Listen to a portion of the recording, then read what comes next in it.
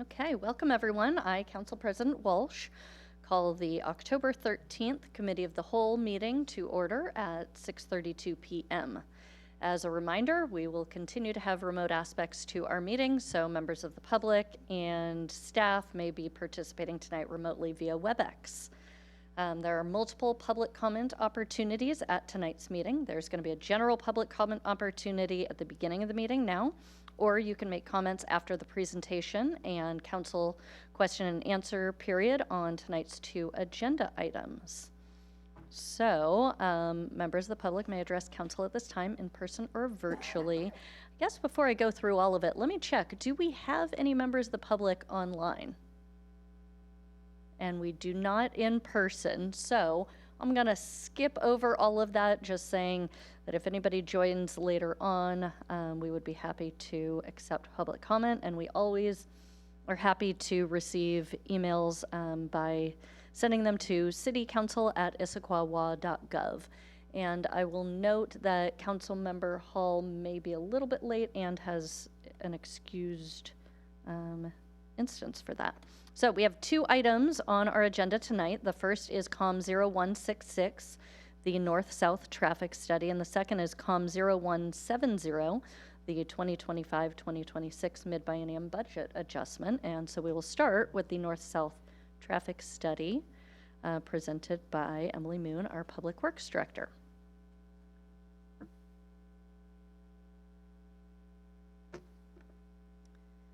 Good evening.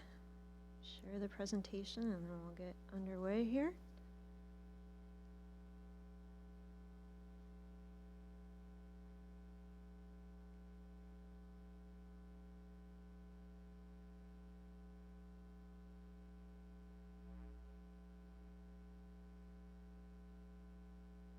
Great. Well, I'm happy to be here to talk about everybody's favorite topic, traffic. Tonight, I am also joined online by John Mortensen, who is our Transportation Engineering Manager, and Tricia Davis, who is King County's Road Services Director. Thank you, Tricia, for being here. And tonight, if I can get slides to advance, we are going to talk about Council's direction from the July 12th, 2025 Committee of the Whole meeting, where in part you had a good discussion about the community survey and the results from that. And one of the focal points from the survey results was, yet again, traffic in the city. And so City administration promised to come back to provide some options, in particular for a north-south traffic study, and also to explore a way to improve residents' access to Tallis via State Route 900.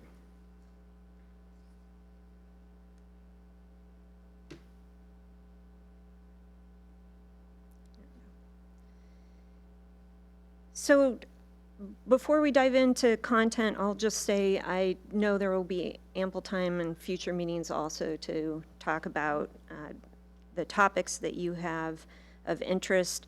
But tonight is really about learning what other information you wish to have for those discussions and how we might prepare on staff sides for answering those questions and any resource plans that would be needed in order to get you that information or develop those plans. So tonight, we're hoping to get some feedback regarding the proposed next steps in the packet to improve north-south travel times in Issaquah, and also to understand if you do wish to have some additional conversations. So as background, stating the obvious here, we are constrained by our topography and many other factors. We have 3 access points from the north, but only 2 from the south. And that really constrains the throughput and the mobility from either side of I-90 to the other. City has very limited ability to construct additional roadway capacity, so I'm really talking about vehicle traffic, and the options that would be available to us are also pretty expensive. Nevertheless, we have projects in progress and many future projects planned to help promote mobility in the city, whether that's in a vehicle or on a bike or on foot. So tonight I'm going to talk a little bit about 4 particular sources of our mobility projects. So I wanted to just highlight what those are. We're going to talk quite a bit about the Issaquah-Hobart Road Front Street Corridor Study, which was completed in 2018. I'll also reference the interchange justification report that was completed soon thereafter and included some projects. And then the Intelligent Transportation Systems, or ITS plan, that was completed in 2023. And then lastly, but more comprehensively, is our Transportation Improvement Plan that gets completed on an annual basis and gets incorporated into our overall citywide capital improvement plan. So in depth, I want to talk about Issaquah-Hobart Road Front Street Study. The goal of this study, which we completed with King County, was to identify and evaluate safety, mobility, and other related improvements to provide the most efficient and reliable traffic flow possible along the corridor. And how we went about that was we collected a whole bunch of data, evaluating current conditions, analyzing possible solutions, rating them across different criteria, and then we developed some implementation strategies. So the crux of the study was really to understand and support traffic flow to achieve enhanced management of congestion. And I think that's important to state. You know, it did not look at ways to change what we cannot change today. Those topography issues, the fact that our north-south connection points are limited. Corridor study had several key findings. I'm not going to read to you what's on the slide, but it stated the obvious, that this is a heavily traveled corridor accommodating over 20,000 vehicles daily on its most utilized segments, and that is an unusually high volume for a 2-lane road. Northbound direction during the AM peak has actually 2 peaks, and the southbound, the peak is in the direction in the afternoon. A good portion of the morning congestion occurs in the county segment of the corridor, particularly around May Valley Road and Cedar Grove Road, whereas in the afternoon, the peak congestion occurs mostly within the city. That stop-and-go congestion contributes to collisions, and particularly rear-end collisions. In turn, those collisions contribute to travel times being pretty unreliable each day.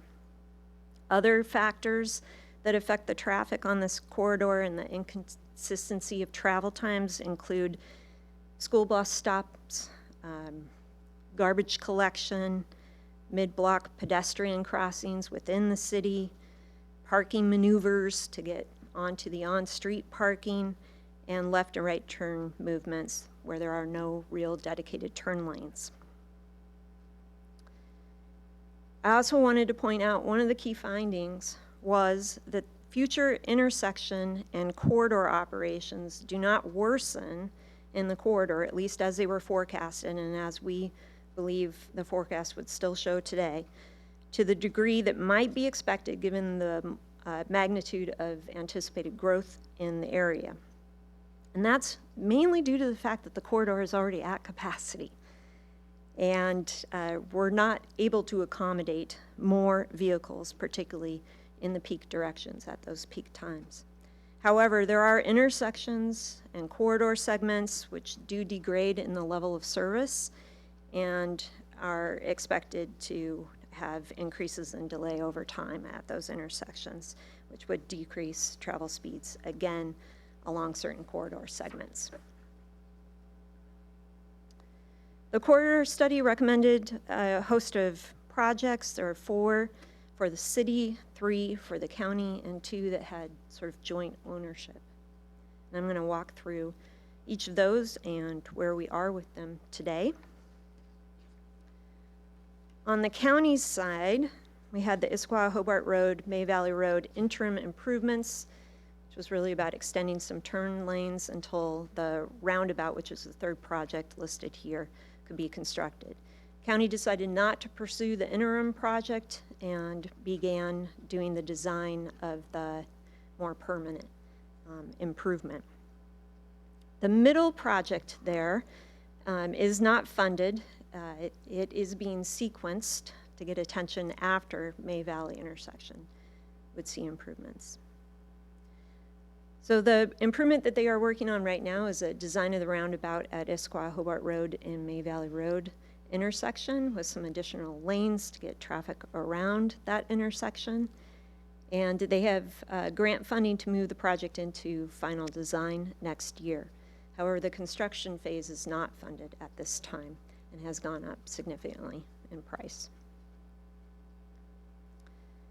On the city's side, there are 4 projects: Front Street and Sunset Way turning lanes and timing adjustments is in our future years CIP. And just to define what I mean by future years, that's the time period, some X number of years after the 6-year CIP. So it does not have a targeted year per se, but it's on our radar. Second project is Front Street and Northwest Dogwood Street intersection improvements. That is in our current CIP for design in a few years and construction in 2032. Its cost today is $3.92 million. Third project was Front Street and Dogwood Street. Front Street from Dogwood to 2nd signal technology, and that includes moving toward adaptive signal control technology. And Front Street right now is part of our kind of city-wide study where we're analyzing that technology and trying to determine where it would be best utilized. So we expect to have those results next year sometime, and then we'll decide which of the projects, including this one, might proceed. And then Front Street access management is the last one. And right now we're not recommending that project. Certainly has been something that we have talked about over the last few years, but there are some concerns that that project would affect our intra-city mobility and may not have the benefit that it was forecasted. And then lastly, the kind of jointly owned projects include DMS, or dynamic messaging signs. And so the study recommended that some additional signs be added to help travelers understand which routes to take, under what conditions, what they could expect in terms of travel times or road conditions. And the city, on our side, has a couple DMS boards planned to expand the number that we have in the city right now. And while we haven't settled on the exact locations of those, we've been contemplating putting one on SR 900, should we be able to work that out with the state, and on Newport near Lakemont. Again, helping people understand once they get within the city what they can expect. Those travel time signs would be best situated outside of the city limits so that we can steer people another direction if the travel times are not favorable or if the volumes are really heavy. And then the last project that was listed here was kind of a combined educational program or providing incentives to try to get people to choose alternative means of transportation. And every entity, county, state, city, continues to work on that. So in addition to the corridor study and our CIP and our ITS plan, this is a list of a few other things that we have done since that time or around that time. So we had what we called a truck ban, freight prohibition that went into effect. The IJR, the interchange justification report, was completed. Lots of bike ped improvements across town. We adopted the TBD sales tax and dedicated that to a couple of projects. You adopted the Intelligent Transportation System Plan. We've continued to work on capital improvement projects for north-south mobility, including the design of Newport, Maple to Sunset. Concurrency's been updated a couple of times, including policy updates. We've tried programmatic approaches as well and offered alternative transportation. We have coordinated some signals in town, and we've gotten a huge grant to look at video analytics so that we can study what's really happening at intersections and maybe design those intersection controls so that we have fewer collisions and other things that affect traffic. And then I spoke about the adapted signal control technology. We're working on that study now. And SR 18 improvements, the council has been advocating for those for some time. And I'm going to get a sip of water. Just one second. Okay, and I think we have a question while you are getting your water. Deputy Council President DiMichele. Yeah, thanks, Emily. Could you talk a little bit more about the school pool? Was that a joint project with the school district, or was that just the school districts? And how long did it last, and do you have an idea of why it is no longer operating? Some questions I'm going to need to get back to you on, such That's as how many perfectly years did it operate? Yes, Off the top of my thank head, you. I could hazard a guess, but I won't do that. It hasn't been operating. I think it shut down basically during the pandemic or shortly before the pandemic, and it hasn't been resurrected. City staff continues to have conversations with the school district, and it was a joint project about how to encourage carpooling, et cetera.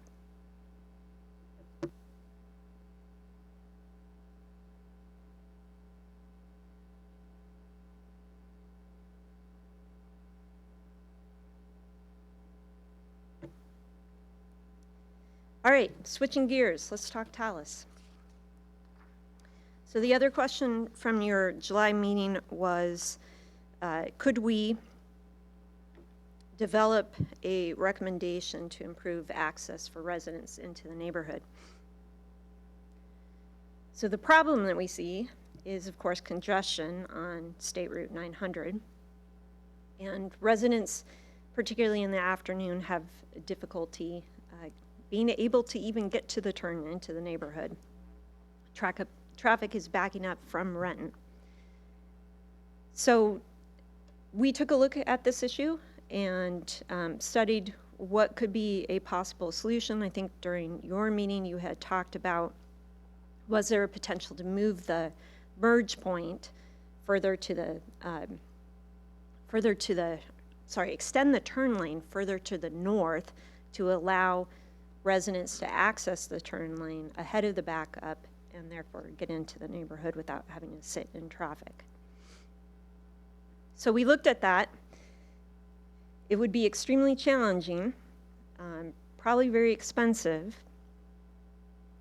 and it's not our recommendation. We have a second recommendation for you that we think achieves much of the same, but hopefully would be a little easier to permit, to get permission from the state, which is what we would have to do, and to ultimately construct.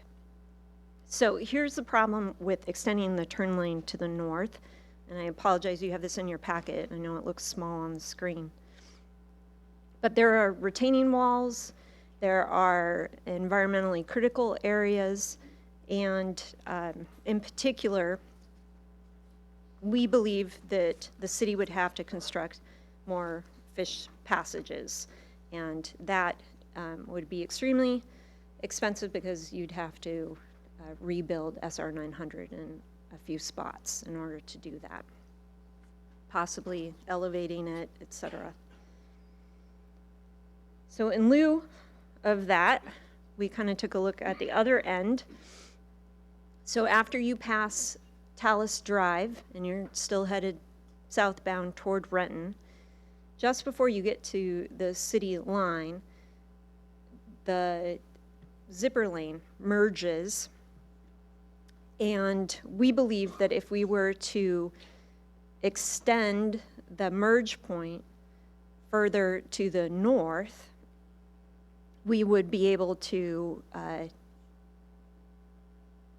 allow more of the congestion, hopefully, to queue up on past Talus Drive such that hopefully there would be less traffic stacked up at the Tallis Drive intersection and therefore enable residents to get into the turn lane. This is more feasible because we have the land to do it.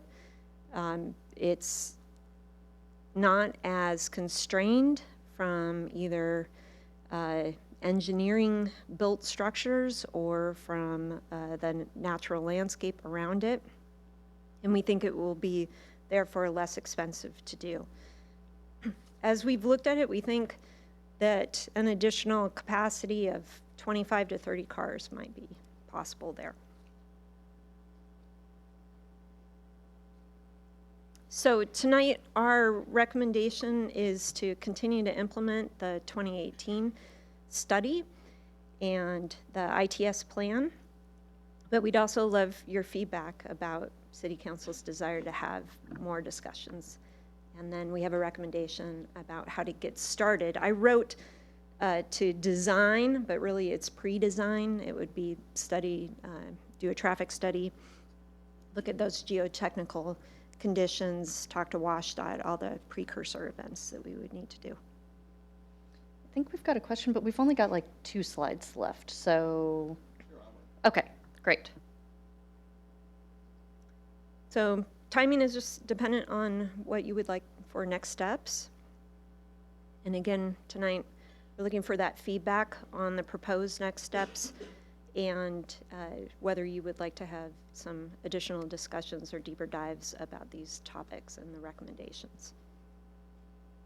Great. Well, we will start with questions, and Councilmember Ray. Thanks. Thanks, Emily. Interesting stuff. In terms of moving the turn lane, extending the turn lane north, did you consider repurposing the right-left turn lane that is in the middle of SR 900 and with limited utilization? Yes, we did talk about that. We think WashDOT will, because of prior conversations we have had with them, will not be in favor of that. Plus, there has been a little bit more development on that south side, or the east side of SR 900, so that, and given the speeds, they have requirements for how much of the turn lane capacity they need to maintain. So what, was that the gist of WashDOT's objection to looking at maybe repurposing that concrete or that asphalt? Or what was their objection? I'm just curious. And this is historic. I want to say I have not had a conversation with them recently. That has been their stance. Plus, they do have some concerns about anytime they touch the pavement in a certain way, they'll have to add features or meet new standards. And I think they have budgetary concerns as well. Because I agree with you. I think trying to extend that turn pocket is completely infeasible, but I still can't understand why we can't repurpose that roadway that currently exists, because if you drive it, it doesn't get used, and there's a way to deal with the left turn traffic that would be less complex than extending the merge point. So I think it would be worthwhile. I mean, this is a comment, but I'm going to do it anyway. I think it would be worthwhile to reopen that conversation with WashDOT. Councilmember Zhang? Thank you. Yeah, that was my question as well. You know, like, have we considered, you know, how you could potentially repaint it? So it would be really interesting to see that. I guess my question on the extending the turn pocket or the merge point slightly farther south, I mean, it's pretty clear if you've ever driven on SR 900, adding capacity for 30 cars is just going to move the traffic point from, you know, where I-90 is to 0.1 mile past where I-90 is. So it's not going to make that big of a difference. But I will say, I'm very curious. So if we were to do that, would there be the potential to combine it with a few other improvements, in particular adding a sidewalk on that side of SR 900 and then potentially also adding a crosswalk across SR 900? And the reason I ask is because I know the Cougar Mountain Middle School cross-country team will actually run on the side of SR 900 to the Bear Ridge Trail, and I'm like, I don't think that's great. So if we could use this as an opportunity to also add pedestrian improvements, then I would be like totally in favor of that. And if we could have the, you know, crosswalk there, that also, allows people to connect from Cougar Mountain to Squawk Mountain if you're doing like a longer, hike or run or whatever, which is something that I personally really wanted for a long time. So just curious if that's something that could be included in such a project. Well, possibly. I think it's important to keep in mind it's state roadway, so whose project would it be? And we can certainly examine it and invite their feedback on that possibility. Okay, another question. Have there ever been studies, so it seems like there's been studies of adding roundabouts on Issaquah Hobart Road. Have there ever been studies of adding roundabouts on SR 900, in particular at May Valley Road and then at like 164th, which is where Jay Berry's Cafe is, to improve traffic flow? Yeah, I believe they have looked at that. I can certainly follow up with King County and pose that question, but I think that's been explored.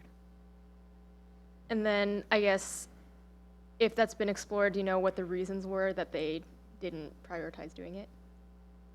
I do not. I do not. Councilmember Mertz. As we look at this problem, have we identified that one of the ancillary challenges of the traffic buildup on 900 is that Newport Way Northwest heading west into that intersection gets backed up, and it gets backed up to turn, but it gets backed up in the afternoon so far that it actually backs up the straight through on Newport Way Northwest. So all the traffic heading from downtown across the top corner of Squawk Mountain basically gets backed up as a few cars make the turn onto 900. So that's part of the challenge and part of the opportunity, right, of solving the problem. Yes. Yes. So that is part of the equation, if you will? It is part of the equation. So we look at the performance of all of those signals, the performance of the roads that tie in or across SR 900, and I think you're right. It is a complex issue. There's trade-offs between how well the state route functions versus our local roads. I agree. Councilmember Hall. Thank you. Sorry for being a bit late. I was listening to live on YouTube while I was driving over.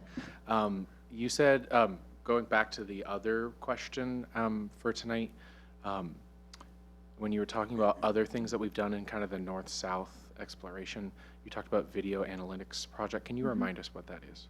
Sure. So we got a grant to analyze, and I don't have the number off the top of my head, but many intersections, putting cameras up to look at traffic behavior in those intersections so that we could learn what patterns are happening there at what times of day. I'll say what poor behavior that is counter to how that intersection is really supposed to be functioning. So think about late left turns on flashing yellow that result in collisions. As one example, how are we having close calls, pedestrians versus cars, for example?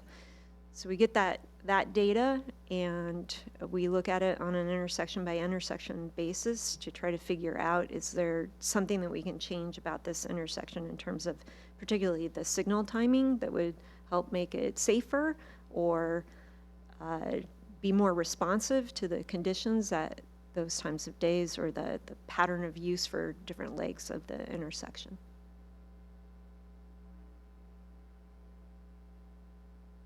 Okay, any other questions? Okay, before we go to discussion, there is an opportunity for public comment. Do we have anyone in the audience who would like to make public comment? No. And anyone online? We do have a member of the public online with us.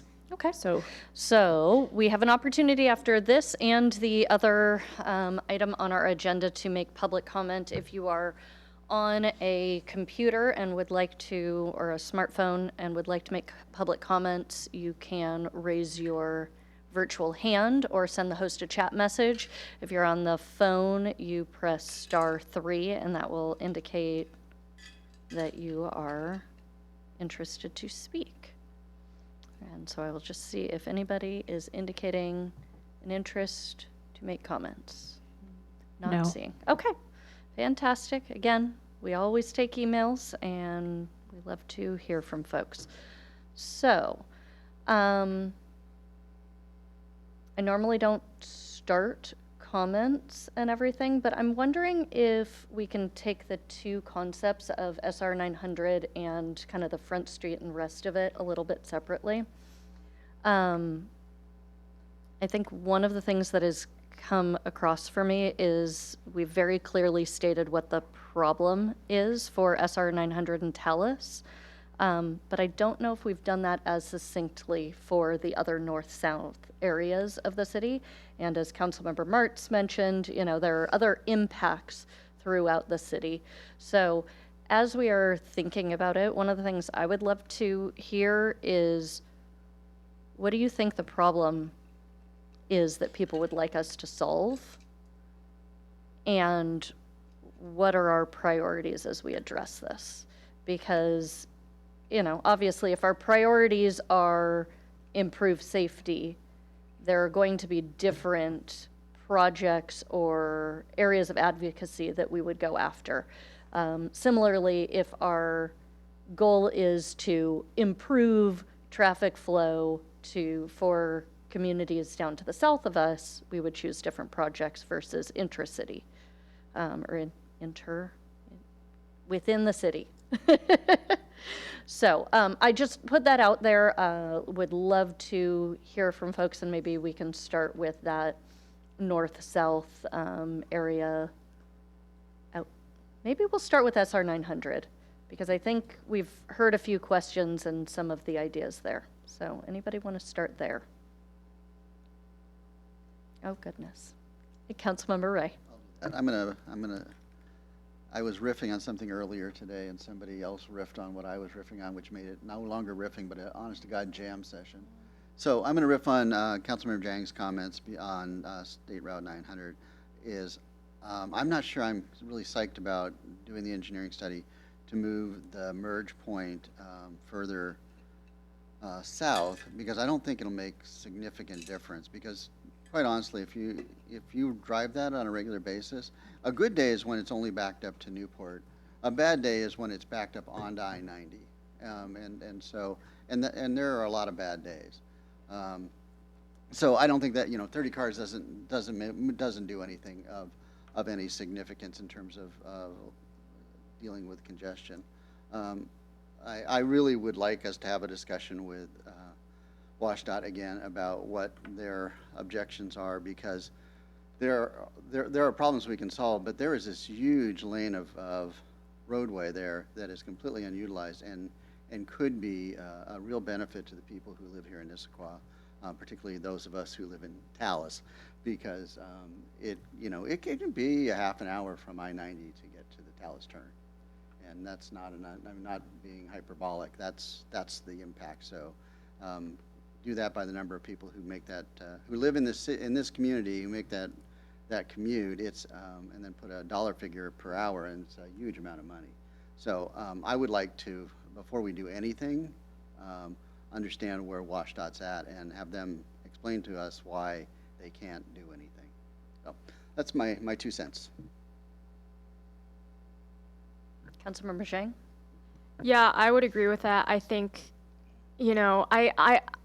I have a hard time understanding why repainting the road would, raise all these issues around adding fish passages or whatever. But if that is the case, I would love to understand that. And generally, I think, like Councilmember Ray, driving down SR 900, that middle lane is not really used. There's also a pretty wide shoulder on the right side of the road, which I use as a bike lane. But, you could also, if in some cases, have that as the extra lane. I'm also curious, what the requirements are for lane width, because you could make all the lanes 1 foot or 2, 1.5 feet more narrow, and then actually, once you turn 5 into 6, then you could suddenly add another lane. So I'd be curious to see, what all the different options are for repainting the lane, because I think that is just ultimately just gonna be so much cheaper than having to add any new pavement or infrastructure no matter what. Councilmember Hall?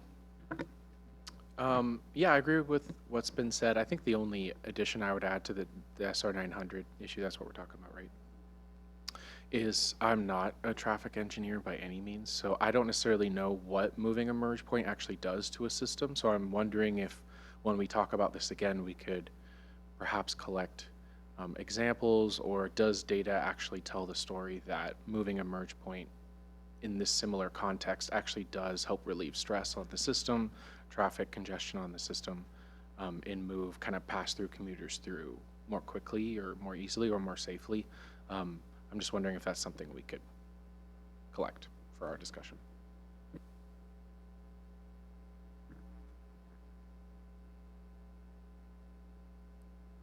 Councilmember Zhang? Just a couple other points. I think for our next discussion, I'd also love to see any analysis that they've done of roundabouts further south on SR 900. Because, you know, similar with Issaquah Hobart Road, it's very clear that there's a couple of pinch points that are the bottlenecks. And so without solving those, you know, we can add roadway capacity however we want, but then it just makes the parking lot bigger. And you can see, you know, with SR 900, right after I-90, it's like 10 lanes of just giant parking lot that fills up. So I'd be interested to see those studies. I guess one other, riffing on Councilmember Mart's point about, you know, the traffic jams going onto Newport Way, you know, towards Target. That seems like, I mean, I'm curious to see because, you know, if you're going straight from downtown Issaquah west on Newport Way, then you're also stuck in that left turning traffic, which is also, I mean, part of the whole issue with that thing is that WashDOT is controlling the lights to try to not have traffic back up onto the highway, and so therefore it results in, you know, worse traffic on Issaquah city streets. But I'm curious if we could actually, you know, add a lane there so that folks going straight don't have to get stuck behind like a quarter mile of cars blocking the whole lane because they're trying to turn left. Is that, I mean, and that, I think that gets a little bit beyond the, you know, north-south, which is just SR 900 and Front Street, but that is actually a significant issue that's related, and I'm curious if that's something that we could explore as well.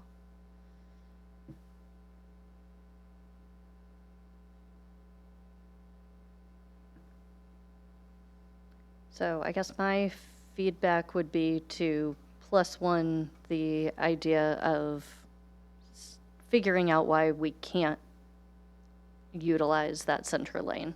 I think that would be really important, and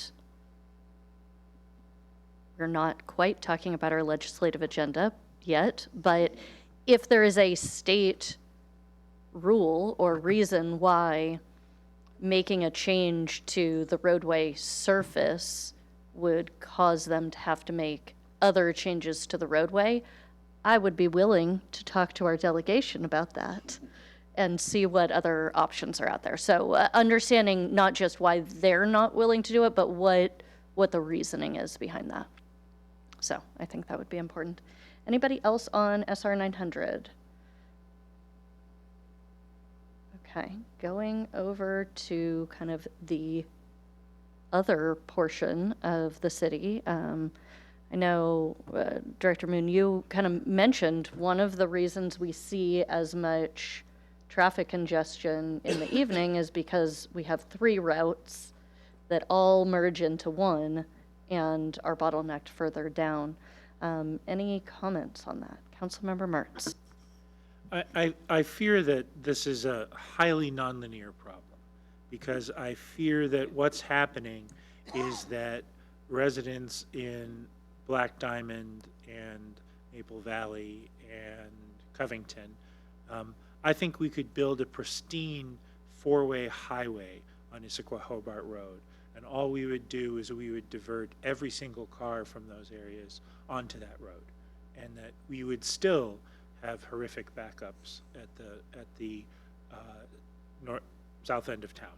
So in an era when everyone makes their traffic decisions instantaneously based on their devices, I worry that any of these solutions won't make a substantive difference, because all it'll do is, like I said, direct a larger fraction of the traffic on. I think that the city's ongoing efforts to try to encourage Highway 18 and Exit 25 as the preferred route for the folks who live on the south end continues to be a better solution to reduce pass-through traffic. So I don't know what to do. It's thoroughly different than the problem we experienced even 20 years ago, right? Because these algorithms adapt instantaneously to changes in the traffic system. But so I don't mean to be a poopy pants, but I don't know what the I started with the term nonlinear and end with the term poopy pants. So those are my thoughts. Deputy Council President DiMichele.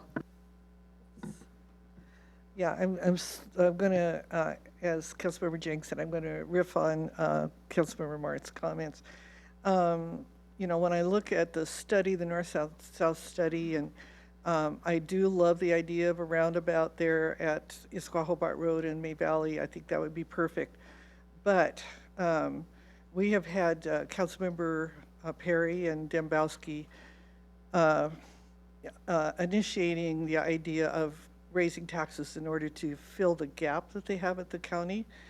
Apparently, there is a $200 million gap, and through the Sound Cities Association, we have pushed back on that proposal for some very good reasons, and because of local projects that we would like to undertake, and we don't want to see the county pushing up taxes at the same time that we're looking at some very important projects we want to achieve. So it's a little hard to go and lobby and advocate for a roundabout at the Issaquah Hobart Road and May Valley when at the same time through the Sound Cities Association we're not opposed to it, but we're asking Councilmember Perry and Dembowski to pause that.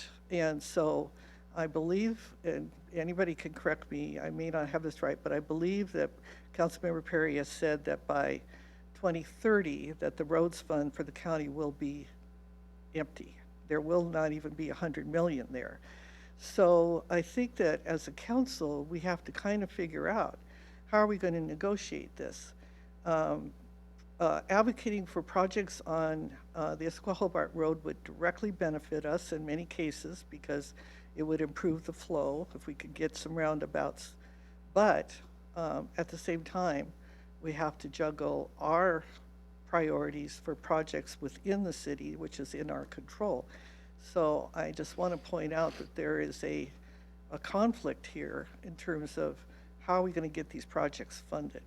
And are we saying one thing, we want a roundabout, or we want these improvements on the Issaquah Hobart Road at the same time that we don't want the county to go out and try and find the funds to do it.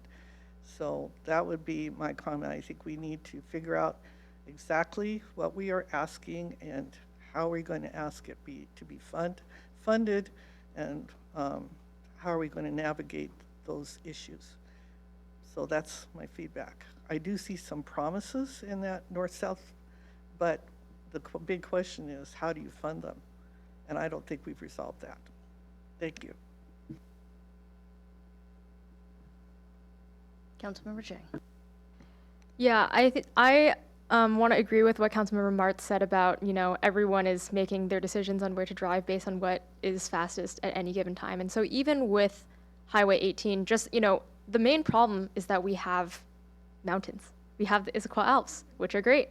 But then that really limits where you can, you know, reasonably put roadways. And so, you know, for example, the most direct way to go from Issaquah to Maple Valley would be to tunnel through Squawk Mountain. That is not an idea that we're going to be able to, that would be way more expensive than any of these other ideas. And, you know, with Highway 18 going around the east side of Tiger Mountain, it is so much longer that even if it was moving at full speed, which it isn't, you know, once Issaquah Hobart Road started moving faster than like 15 miles an hour, that would then become the preferred way because it's so much more direct.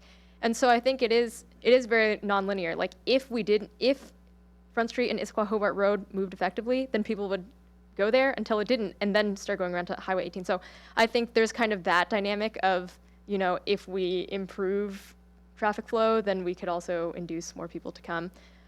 I do think one thing, you know, in terms of the traffic flow, one of the things that we're trying to do as a city and as a region is have people drive less. And, you know, for folks living south of us, they don't really have, you know, reasonable transit options. And so I think one of the things even for us, it's not even necessarily benefiting Issaquah residents to, have a bus that goes from like Maple Valley to Redmond or Bellevue or wherever, except for the fact that it reduces our traffic, so it does benefit our residents. So I'd be really interested to see, are there ways that we could add, potentially one lane to have a rapid bus that can go past all the traffic on Issaquah Hobart, or, even on SR 900. And I do think we would actually probably have to add a lane so that the bus could get past all the traffic. But probably the best way to convince someone to ride the bus is to have the bus pass them when they're stuck in traffic. And you could say, oh, wow, I could be doing that instead. And, you could even have it be like park and rides at those points, May Valley Road and Issaquah Hobart Road, Cedar Grove Road and Issaquah Hobart Road, and have folks south of us park there, take the rapid bus, cut through 45 minutes of traffic through Issaquah, and then, the folks that want to get around within Issaquah can do so without having to deal with like 100,000 cars that are going to Covington or whatever. So I'll jump on that idea. What options then do we have, or have we talked to the county about any bus options? Or, obviously this idea of widening or creating a lane on Issaquah Hobart for transit. I'd have to get back to you on that. I lack a few years of Issaquah history. And I would say that we have had ongoing conversations about transit services, for sure. Specific to that corridor, I have not been involved with many conversations lately about transit on that corridor. Nor have I been involved with conversations about, adding any significant infrastructure for all reasons you've stated tonight, cost in particular. City Administrator? I'll put a little finer point on it. We've had no discussions.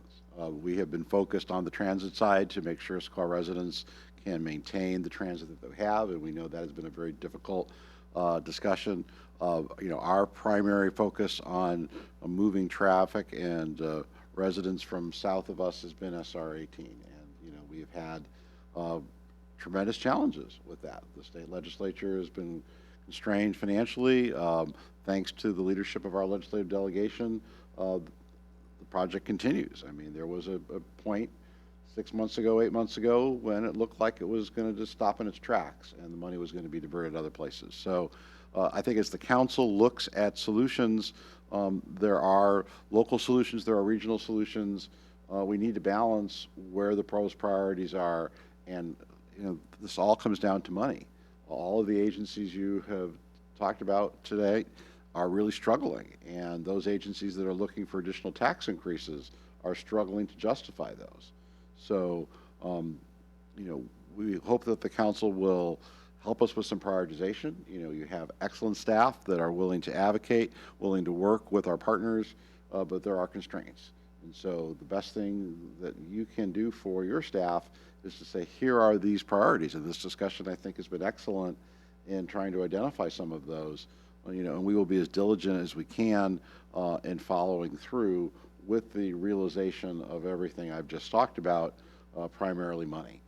That there is no money, and the money that is there, we are competing against needs statewide and regionally that many would say far outstrip the issues we're discussing this evening. Any other comments or thoughts here? Councilmember Hall? Just some quick thoughts in that, going back to kind of a problem statement around this, like you were saying, we have a large volume of pass-through traffic that limits residents' ability to get around town quickly, safely, easily, etc. So as we continue to have this discussion, I think it's important and good that we're kind of focusing a lot on kind of external levers that help reduce, limit, with flow of pass-through traffic, but I also think we need to have a focus too on just residents' ability to get around town.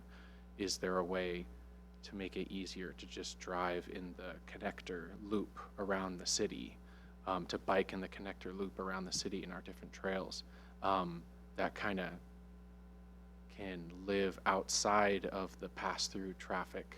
I don't even know if that's possible, because a lot of the times when you're traveling south, perhaps you're also traveling east-west to get to that south route, and so whatever benefit we might think we're creating for residents, pass-through commuters are using it too.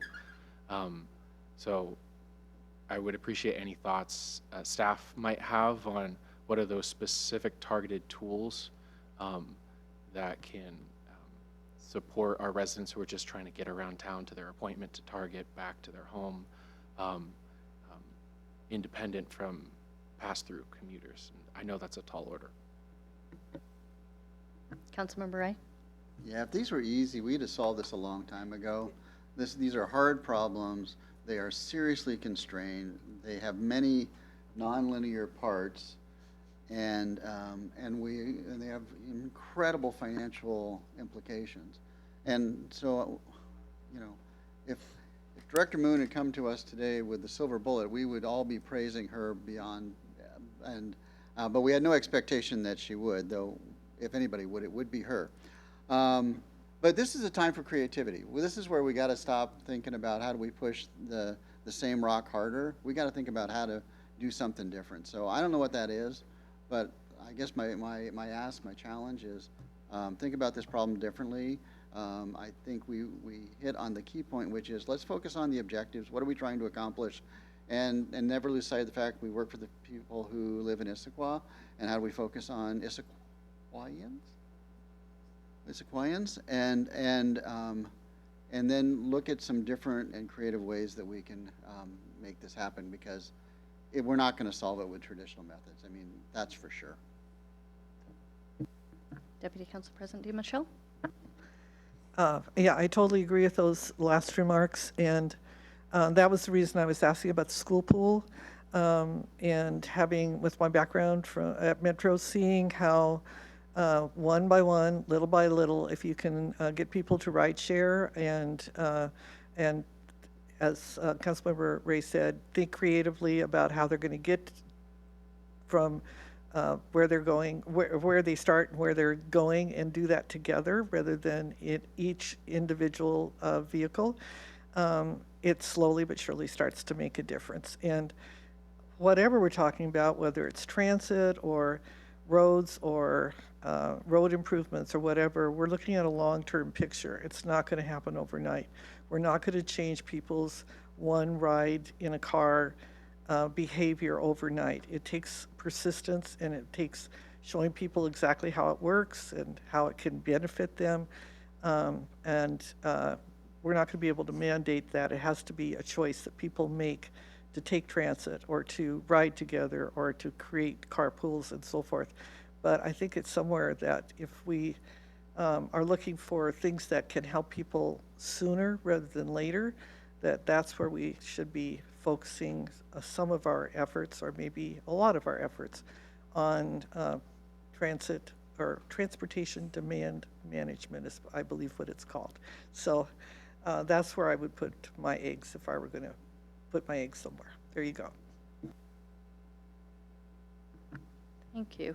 So I will just say, I think going back to what problem would people like us to solve, I think it's really important that we focus on our residents. Our residents are dealing with problems caused by development down in the south end, and caused by our geography and all of those areas. So it is an important part of that to deal with, but we cannot build our way out of congestion. If we make improvements to a roadway that allows traffic off of I-90 coming south to look faster, then the GPS systems will absolutely use that as the route. So I am hesitant to invest a lot of money into these areas for something that could disappear very quickly because of the GPS issues. I would like to really look at our intra-city accessibility and predictability of travel times. And so that's one thing, maybe if you're commuting and you're going into an area that has a lot of backup, you will be more likely to use your GPS. If you're just driving around the city, you may not. And so sometimes you have that surprise of, oh, the traffic is that bad.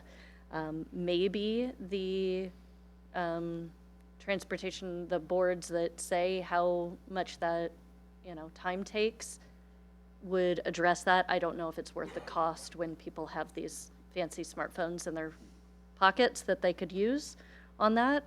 But I think it is part of the problem, is that predictability. And then the other thing is just getting across town. I think that is an important one. And so there are certain intersections like Front and Sunset where, the ability to get across versus, traffic that's turning, et cetera, that could be useful to look at. I'd also sure would love to look at the crosswalk there. That's a very long crosswalk, and if we could do a scatter across, that would speed up times for people who are walking, especially when it's cold and rainy and such. So I think I concur with folks that this is a very, very difficult problem, and maybe focusing more on some of the areas that are in our control, that focus on our local residents, is probably the better way to address that. So that's a bunch of feedback, and maybe some of it is helpful, and some of it is also just very important to get the information and to recognize that we have continued to try at this multiple years, multiple studies, multiple agencies. So what next, City Administrator? Madam Mayor, Pro Tem, Mayor, members of the council, thank you for the feedback. Certainly, I think one of the takeaways is that lane on SR 900, and I think that we can meet with WashDOT staff over the next little while, and push that point and bring back to you and share if there are legislative issues constraining it, to identify what those might be and come back to you. I think the issue of transportation, as you talked about at your July retreat, is multifaceted, and it's something that we're trying as a city staff to look at the resources that we have, both staff resources and cash resources, investing in equipment, and this is a continuing discussion. And my guess is that a new mayor and a new city council in the next few months will continue to challenge us to continue working on this. But for now, we'll take this feedback, we'll talk with WashDOT, we'll let you know what we hear from them, and my guess is that we will be back at the beginning of the calendar year to continue the discussion. Okay, thanks. Councilmember Zhang. While we're on the topic of WashDOT and getting around town, there is a north-south traffic improvement that I would love to see WashDOT do, which is fixing the boardwalk on the side of 900, which is, Oh, really? They're doing it right now? Great to hear. Yeah, I mean, I think one of the things, if we're really talking about residents getting around town, is also, building out the bike and pedestrian infrastructure. We've talked to folks that live in the Sycamore neighborhood who basically are like, I can't leave my house at certain times of the day because there also is no safe way for them to walk because there's no sidewalk at that part of Issaquah Hobart. So I think that's something that we want to look into and prioritize as well. Councilmember Marks? I'm going to mention something as a closing thought on this whole north-south traffic thing. And it's going to sound crazy, but I think it should be mentioned anyhow. People have mentioned that we are fundamentally constrained by the mountains that we have. I don't understand how the Europeans build tunnels the way they do, but the most recent Faroe Island tunnels cost about $50 million per mile. That is nothing compared to the costs of even a moderate interchange around here. So I just want to put a pin out there to say there are solutions that would involve tunneling through Squawk and Tiger Mountains that would be ecologically sensitive, would be effective, and boy, the Europeans show it can be done for reasonable amounts of money.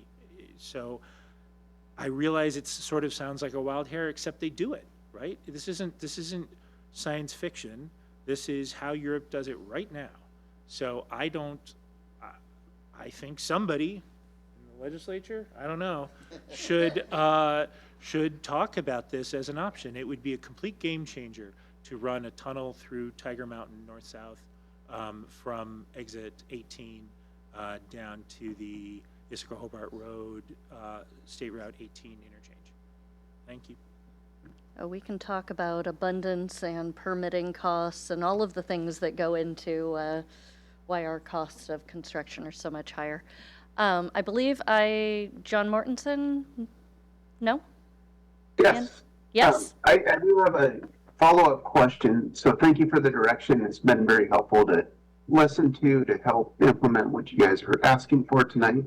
But one of the things that was in the recommendation was approving $50,000 to do this study work. And even though it's different than what we had originally talked about, I did want to bring that up as, I guess, as someone who's going to be implementing it, I wanted to see if the council would support the extra money for additional engineering services so we can make your requests happen with WashDOT. Yeah, can you remind me, is that for the SR 900 and Yeah. extending the merge? Yes, it was originally to study expanding the merge, but really it's just 50,000 is what we need in order to get the consultant support to help work with WashDOT on trying to come up with a solution. Yep. I think what I heard was we wanted to have a conversation with WashDOT first about the center lane before we would be interested in looking at any additional work on the merge past Talus. But any, Councilmember Hall? Yeah, and I think the other thing that I said in this space was I'd just like to learn a little bit more about the movement of merge points and what kind of overall impact that has in kind of similar contexts, to see if, just to convince me that might be a successful tool before approving more work. Yeah, so the 50,000 would be partially to model the merge, but can also be used if WashDOT's wanting us to look at the safety implications. Because as a transportation engineer, when I hear someone wants to get rid of a two-way left turn lane, the first red flag that goes off in my mind is that's, I'm going to say, the opposite of a countermeasure to reduce collisions. And so I think if I'm WashDOT, I'm going to say, okay, what are the safety implications of doing that? And so we can wait to ask for the money, but I'm just thinking ahead of what WashDOT would be looking for in order to facilitate that conversation. City Administrator? Yes, I think what we're hearing from the council is you'd like us to have the conversation first. So we'll have the conversation first. If we need additional resources, we'll come back. Okay, sounds good. Councilmember Zhang? I guess my thought on the, reducing the, I guess I'm curious if we were to reduce the center turn lane, would you also be able to add some kind of, like Jersey barrier divider thing that then would like physically prevent cars from crashing into each other and then mitigate that safety concern? But anyway, I'm not a traffic engineer, so. Certainly, Councilmember Jang, members of the council, anything's possible. I think, again, our colleagues at WashDOT have an enormous challenge, and I think we'll be happy to take a meeting with us and talk about what might be possible, but I think we need to take that one step at a time, and if it makes sense that there's a larger project here, that the city's either willing to fund that or we find other county resources, statewide resources. But I think the first step is to sit with their engineers and share your concerns and the thoughts expressed tonight and see where we go from there. Great. And hey, while we're talking about all of these things that we don't have money for, We've got another item here coming up. Hey, I transition it how I see it. COM 0170, 2025 to 2026, Mid-Biennium Budget Adjustment, with Kristen Garcia, our Finance Director. And thank you, Director Moon. We appreciate you. All right, good evening. Thank you. Hello. Hello. Let me get my presentation.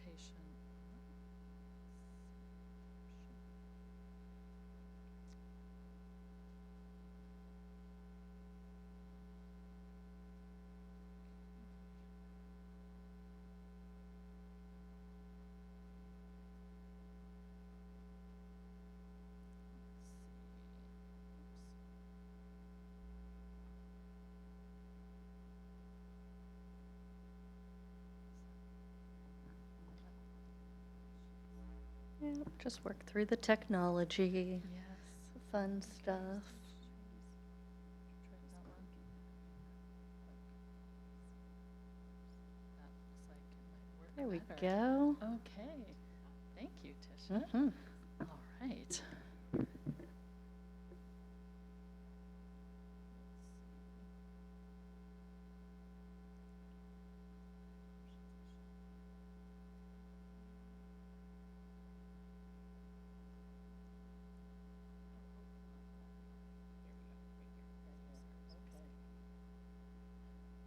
I think we have it. All right, good evening. Thank you, Council President Walsh. So I am here this evening to talk through our mid-biennium adjustments. And I do want to take a moment to thank Susie Monsell, Budget Manager, for working with me to pull all these materials together. So she did a lot of work, so I appreciate what she did. Okay, let's see. There we go. I know, my apologies. I have a small voice, so I need to talk louder. Can you hear me okay? Okay, thank you.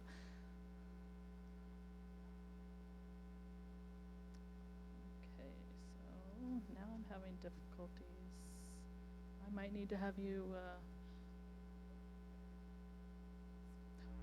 oh, it's just really, it's very slow. Okay. All right. So we are here tonight. The city adopts a biennial budget, and we're required by state law to perform a mid-biennial review. So that's what we're doing this evening. And then we're also here, administration is seeking feedback from the Council Committee of the Whole on the proposed budget adjustments. And we have a lot to talk through tonight, so we are planning to bring back some information also at the October 27th special meeting. So we'd also like some feedback on more information or anything else that you might want to see at that time. So I have a lot to unpack during tonight's meeting, so I just kind of want to walk through the agenda really quick. Want to take a look at our general fund revenue and expense overview, and what does our forecast look like for our ongoing revenue and expenses. Want to take a look at the Big Four revenue forecasts. I like to look at that regularly, as those revenues represent about 75% of general fund revenue. So how they are performing definitely has an impact on the general fund. Also want to check in to see how the forecast and the proposed budget amendments are impacting the general fund balance. Then I'm going to walk through the proposed expenditure adjustments. We have previously approved items, which means there are items that have been brought forward to council individually earlier in the year that have already been approved.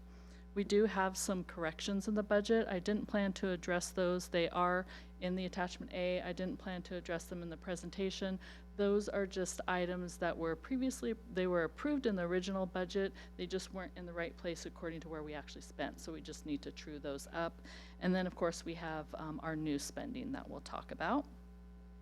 There's also some items that are not included in tonight's proposed budget adjustments. So there will be other items for consideration, and those will also be brought forward to the October 27th meeting.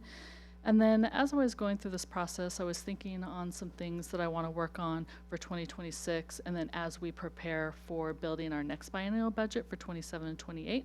So those are plans for the next biennium I want to walk through. Want to give a capital project summary. We don't even have any planned adjustments for the capital projects, but just want to give you some highlights of some things that have been approved in the budget and planned spending for 26, and then talk about next steps on how we get through the next few pieces of the mid-buy process, and then open it up for questions and input and direction. So in terms of the general fund, we have a balanced budget in terms of our ongoing revenue expenses by the end of 2026. So a couple pieces to unpack with that.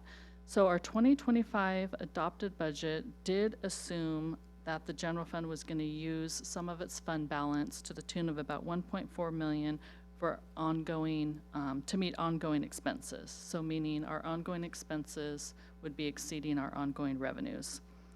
We're seeing some increased revenue going into 2026, particularly in sales tax and B&O tax, and with limited one-time additions, our general fund ongoing revenues will almost equal our ongoing expenses. So that's where we get to the balanced piece, meaning that when we get to 2026, we won't be needing to dip into fund balance to meet our ongoing operations. I do want to note that the proposed budget adjustments, along with the planned use of fund balance for 2025, will decrease our fund balance over the biennium. So this slide just represents kind of mathematically what I just covered. So I just kind of want to walk through the numbers a little bit so it makes a little bit more sense. So if we start in the 2025 adopted column, you'll see our ongoing revenues at 64 million and our ongoing expenses at 66 million. So that's where we had planned in the budget to use about 1.4 million of our fund balance. If you look at our forecast, we're forecasting to be close to that number. And then if you move all the way to the 2026 forecasting column, we look at ongoing revenue about 66 million and ongoing expenditures at 66 million. So that's where we're getting to the balance point of our ongoing revenue and expenses. So this is our forecast for our Big Four revenue. So overall, we're anticipating that we're going to net below where we budgeted for 25, and then we will expect to come just a little bit over in 2026. In terms of our property tax, we're going to be about right on budget for 2025. Our forecast for 2026 looks like we're going to come in over where we budgeted. That's primarily due to new construction. Our sales tax is going to be about on target for 2025, just a slightly less than where we budgeted. But we're going to see a big increase over 2026 and primarily driven by construction. Utility tax, for both 2025 and 2026, we're expecting a pretty significant variance, our forecast compared to what we're budgeted. That's really because we overestimated what we had budgeted for the utility tax increase that we assumed in the budget. So this is not meaning that our revenues are declining. It's really a budget issue that we overestimated what we budgeted in terms of what we're collecting. So if you look at year over year, our trend, our revenues are actually trending upward. And if you can see in our forecast, we're actually forecasting in 26 to increase revenue. It's really, we just overestimated in our budget. So that's why there's a large variance. Our B&O tax, that one's a little hard to predict. We have been fine-tuning how we're forecasting that. We're looking at it at a more granular level, and we are expecting both in 2025 and 2026 to come in over where we budgeted. So now I want to talk about fund balance and where we think that we're going to be by the end of the biennium. The city has a policy to target unrestricted fund balance of about 15% of unrestricted expenditures. So the adopted budget did assume that we were going to meet that target both in 2025 and in 2026. Our current forecast right now for 25 and 26 does show that we will fall below that minimum target percentage. and I want to explain what that difference is. It's about a $5 million difference, and the first part of that is the $1.4 million in budgeted use of fund balance in 2025. So that was a planned reduction for 2025. We also had an unusual anomaly with respect to the ARPA funds. There was an ARPA correction that happened for accounting purposes at the end of 2024 that adjusted the fund balance. That happened after the budget had been adopted, and inadvertently the ARPA funds were still showing in the unrestricted fund balance. So it was a budgetary issue. It wasn't additional spending. It just means that our ending fund balance for budget purposes was higher than it should have been. The other difference is the proposed amendments that council has not approved yet. That's the 1.6 million, and that we're going to talk about in the next few slides.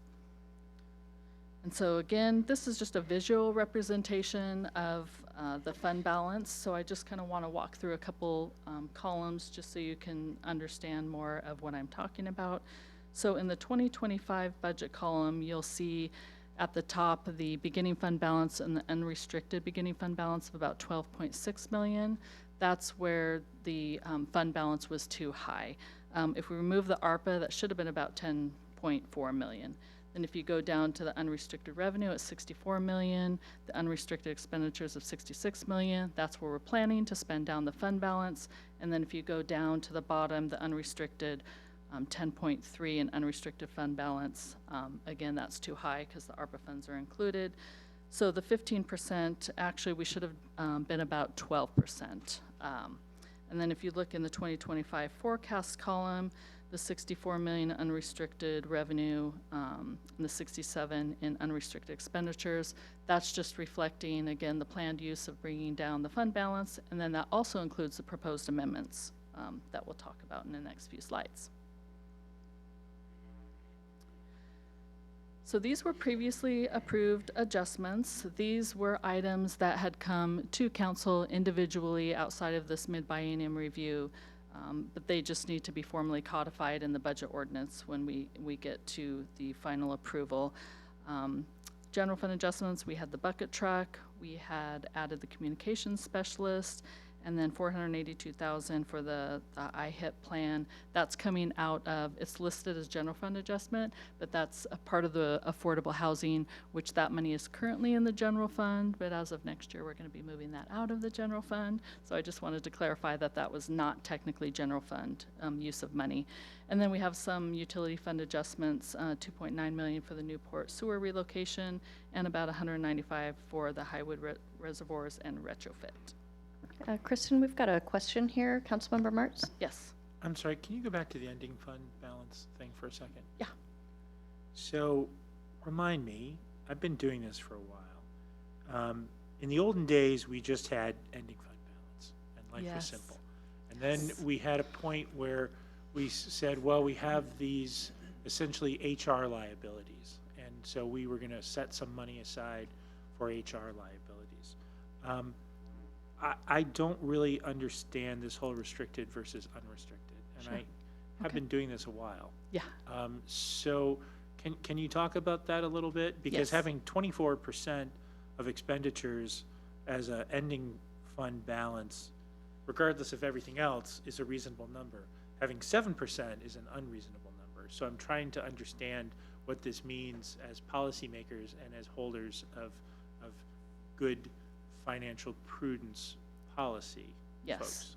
No, that's a great question. So right now, the restricted revenues and expenses that are included in the budget are related to our affordable housing and our opioid money primarily. Most of it's affordable housing. I would suggest it would be because it does make it complicated when we're trying to explain restricted versus unrestricted. So unrestricted would be like a property tax, sales tax. There isn't any legal requirement to spend on a specific thing. A restricted revenue would be something that state law or even city ordinance requires you to spend that money on something specific, like the affordable housing. Like So it's not like- real. The 24% then isn't real in the sense that we can't use it if a calamity happened, we would not be able to use it. So 7% is really the number. That is really the number, yes. So So I would suggest as we start thinking about our next biennial budget for 27-28 is trying to remove the restricted money out of the general fund and having that separate, I mean, for a lot of reasons, for transparency, accountability, there's often reporting requirements, so it would make it more efficient to have them separated, and then it wouldn't create this kind of complication to try to figure out what target are we trying to reach and are we reaching it? Because I think that's kind of the question right now is, how can we tell if we're reaching that goal? Okay. So Did that what- answer your question? I'm sorry. Yeah, but Yeah. it leads me to another question. So Okay. for 15 of the last 16 years, I was very familiar with the process whereby we shot for a 15% ending fund balance. We wound up with 20 or 25 or 30 or 40%, some of these huge numbers. Wow. This is the first time when, lo and behold, actuals look to be a lot lower than that 15% target. What are we going to do? I think that's what we're here to talk about, and that's why we're planning to have some follow-up conversations. I think this is a policy discussion that council needs to have. Is the supposition that we have to get back to 15% in this mid-year, that this mid-year is going to accomplish getting us back to a target of 15% on the unrestricted? I think that's, City Administrator? Councilmember remarks, members of the council, let's get through the presentation, and then we will talk. I mean, part of the sequence of events is to kind of lay out where we're at, lay out what we think we need for next year, get your feedback, and then come back to you on the 27th, hopefully with answers that address the issues raised tonight. Alrighty, thank you. I will ask one question. And since you are new finance director, I will ask it as a request for an email. Could you talk through what contributed to a previous situation where we were targeting 15% and came in above many years to now, other than this expenditure piece, there are other things that have contributed to us being closer to our projections.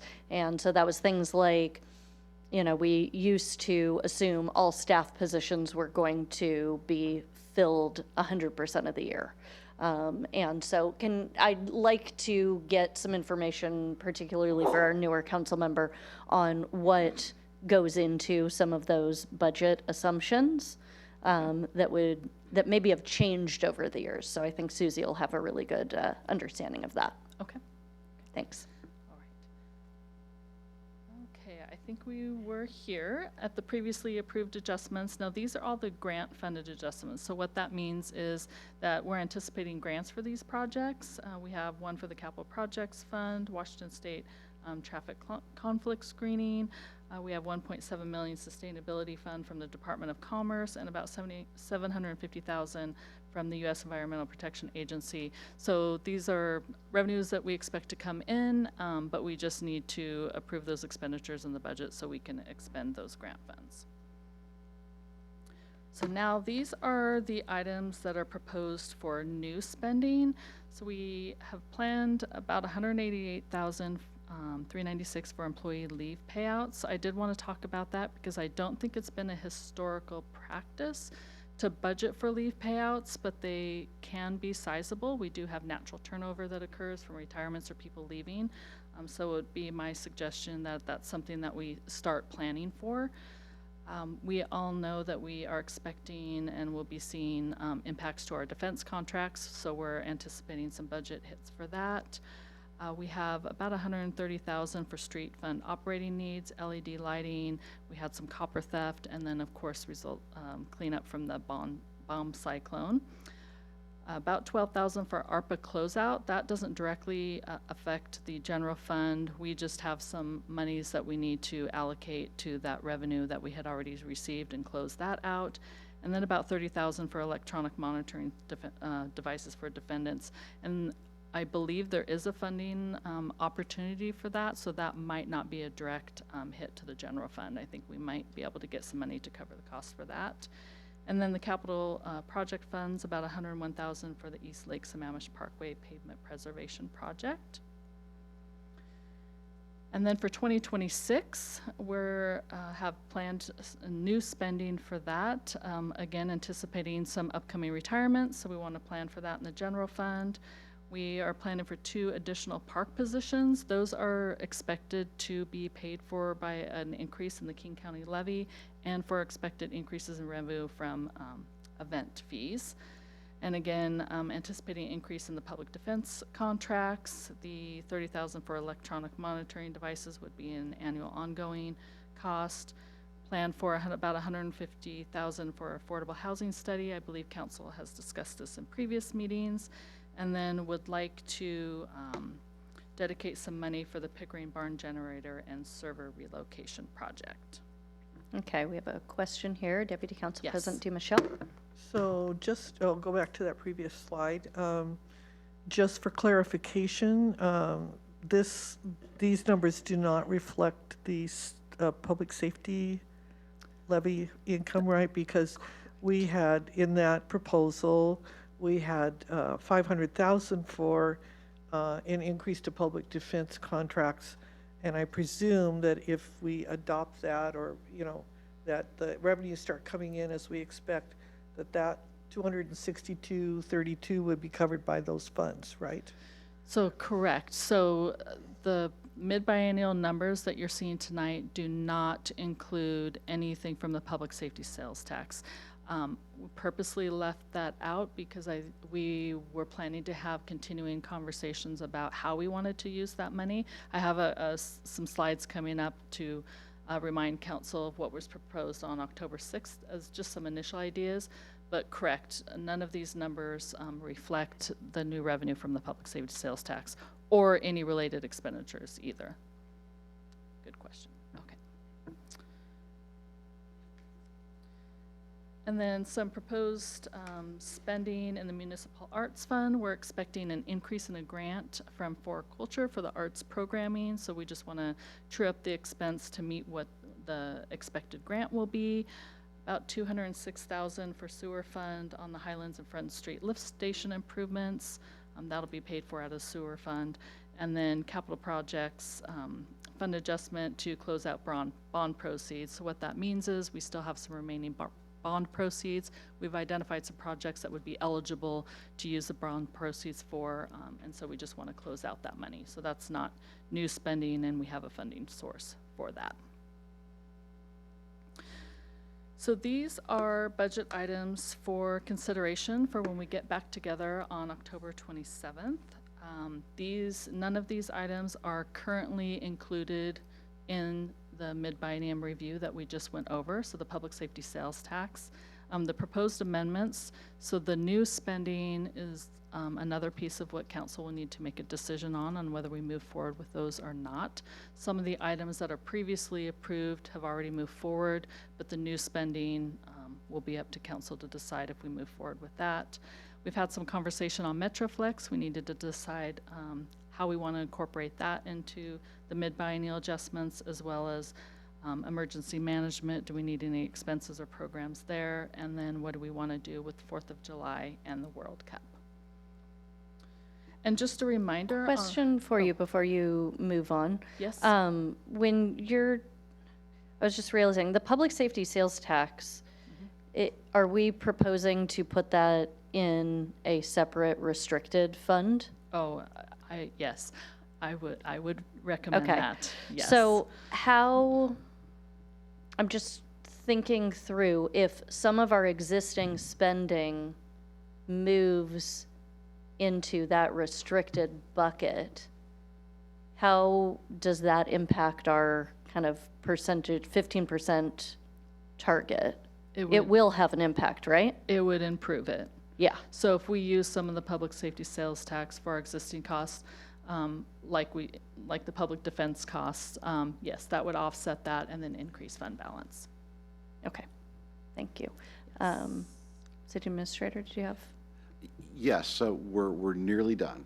Yeah. And I think once we've had an opportunity to finish the presentation and answer initial questions, I'd like a couple minutes to maybe talk some some strategy with you Yeah. as to how you can connect some of these dots. We wanted to kind of lay everything out this evening so that you had an idea of what sort of the context of some of these larger questions were before we dived into solutions.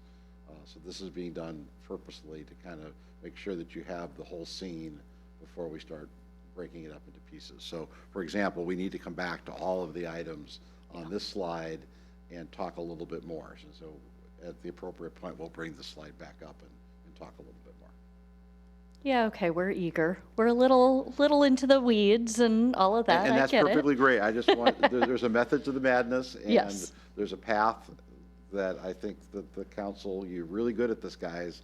But we wanted to make sure, especially with Kristen's arrival, we wanted to kind of lay the scene out for you first, rather than come to you and say, and here's all the solutions we recommend, which Yeah. is what we sometimes do, but we felt, given where we're at and, you know, given Kristen's arrival here, we wanted to take a slightly different approach and kind of lay everything out before we come up with, and here's all of our solutions to your troubles.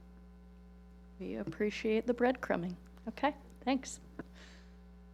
Okay, so this slide was just intended as a reminder. We had talked at the October 6th council meeting when the ordinance was adopted to impose the public safety sales tax. This was just kind of some initial ideas of how the public safety sales tax could be used, spending some on facilities, public defense to cover our known increases that are coming, $300,000 to support existing fleet costs, some to support existing costs for police officers, and then some for capital equipment.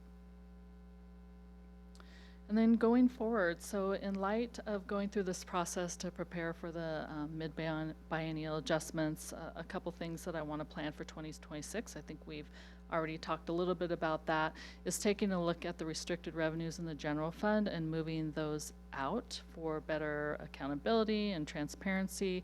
I think it'll really kind of clean up how we're looking at our targeted fund balance. It'll just make a lot more sense.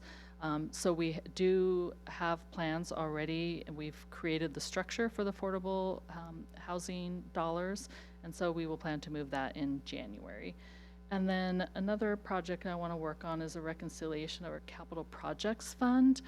Just to give a little backstory on why I want to look at that. Historically, we've had a practice of, if we budget for projects in that fund that are using different funding sources like mitigation funds or REIT funds or even money from the general fund, we are transferring that money at the beginning of the year. But what I'm finding there isn't any reconciliation done, at least that I've been able to see how that money's been spent or if the projects have even happened. So there could be money left in that fund that could be undesignated and maybe repurposed. So I at least want to go through the exercise to see if that's the case. And then plans for the next biennial budget, want to continue our operational balancing. I think that'll be an important exercise for us to make sure that our ongoing revenue is in fact meeting our ongoing expenses. And then always a consideration when we're being asked to make adds to the budget, how is that impacting our ongoing operations and how is that impacting fund balance? And then looking to update the long-range financial plan. And I think that'll help give us a big picture of where we are now and then where we're heading in the future, and that will help drive some policy decisions. So capital outlay, I just want to touch on this really briefly. As I mentioned, we're not planning, I guess I should take a step back. Projects can be spent over the biennium. Many projects are often multi-year projects, so projects can be spent over the biennium. So we don't have any planned adjustments right now. What will happen in 2026 is we may true up and bring back adjustments if needed at the end of the biennium to close that out. And I just wanted to highlight some of the projects that have already been approved and planned spending for 2026. And then timing and next steps. So we're here tonight, October 13th, to review the mid-biennial performance. And we have a public hearing scheduled for next Monday, October 20th, and then we plan to come back to council on October 27th to have further discussion, and then we plan to have the ordinance brought to council to formally adopt the biennial adjustments on November 10th. Okay, I think we're now at the point of the presentation where we can entertain questions, inputs, and thoughts and strategy discussions. City Administrator Bob Quetz, do you want to make your points now before questions or after? Okay, I think I will let us ask questions. Anything coming up? Deputy Council President Dee Michelle. I just gave you an upgrade. There you go. Yeah. Thank you. I got all discombobulated with that title. Moving the restricted funds into a separate account. So restricted balance is money that's unspent, but it's obligated. And so if we move that into a general fund, how are we going to, under revenues and expenditures, account for money that is unspent but obligated as we go through each year cycle? Does the money roll over every year? How do we account for that in a general fund situation rather than showing it as a restricted balance? So we've already gone through my staff has already gone through the exercise on the affordable housing because that's the largest piece right now of restricted revenue that's sitting in the general fund. So what we did is from inception on when we started collecting that, we've documented all the revenue that came in and then all the expenses that have gone out. Now there's still a sizable large balance because we haven't spent all of it. It has been accumulating, but we have reconciled at least through July of 2025 what that fund balance for affordable housing looks like. So we'll continue to go through that exercise when we get to 12/31/2025 so we know exactly what the amount that is unspent in the general fund and then move that over into its own fund, and then now all the revenue will go into that new fund and then the expenses will come out of that fund. Does that make sense? Yes. Okay, yes. Councilmember Zhang? Sorry if I missed this, but I remember earlier this year we were talking about, the expenses that we incurred during the bomb cyclone. Did we ever get reimbursed for that? And is there any impact of that on our fund balance? Go ahead, if you want. That I don't know if we have been reimbursed, but I believe we are expecting some reimbursement that we have reflected in the budget adjustments. But I would need to confirm if we've actually received.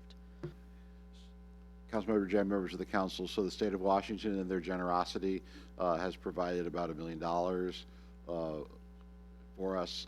Most of the expenses came out of the street operating fund, so some of it's a little bit of an accounting issue. Most of the street operating fund dollars come from the general fund, but it does stand alone. So there are some deficits from the previous fiscal year. So we're the previous biennium, so not only the previous fiscal year, the previous biennium that were not replenished in the street operating fund. And so I don't know that we've come up with an exact dollar amount. It's probably between $750,000 and $1 million after the reimbursement from the state. Is that a 1.37? And I wasn't sure if some of that goes back to the state for administrative costs, whether that was that number. But we can, as we come back on the 27th, we can talk a little bit more about where we stand with the bomb cyclone. But yes, I think the simple answer is we have not recovered all of that. We were unsuccessful with the federal government.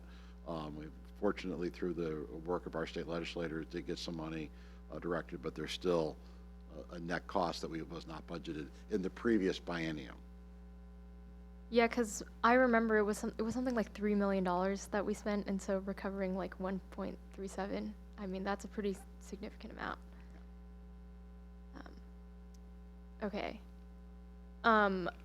One quick question. So I saw on one of the previous slides there's $2.1 million in park acquisition spending. What is that for specifically? That would have been a capital project. So we have an ongoing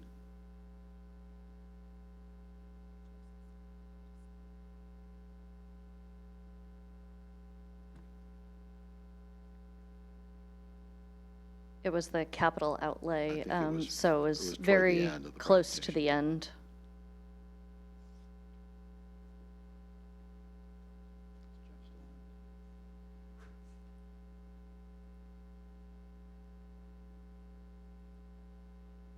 Keep going to the end. No, no, there was keep one. going, keep going. And next. There. There we go. So that, Councilmember Jang, is a budgeted amount. I know that Jeff Watling, our Parks and Community Services Director, is on the line. And he has texted me saying that we'll be closing on the Kalkari property in the first quarter. And so that is those dollars. Thank you, Jeff. Great. Thank you. Maybe you Way could to text the use- score of the National League Championship Series, too. Way to use all of our communication points. Appreciate that. Just to follow up on the question that Councilmember Jang had about the bomb cyclone, it would be nice to understand where we had kind of projected the end of 24, beginning of 25 to be, and what adjustments we had to make because of that kind of impact this as another piece. So, thanks. Councilmember Hall. Two just quick clarifying questions. So the public hearing on October 20th, can you remind me, is that a open and close on that day, or do you open it and then you close it on a later meeting? I think we were anticipating, because we were doing the follow-up on October 27th, of keeping the public hearing open. Typically, that right? yeah, I think that's up to council, but I think typically we open and close, so. As long as we tell the city clerk what we're doing, that's all that matters. Okay, I was just curious because we would have the public hearing and then a lot of the decisions would be made afterwards. Or is the public hearing really tied to the property tax collection? Is that?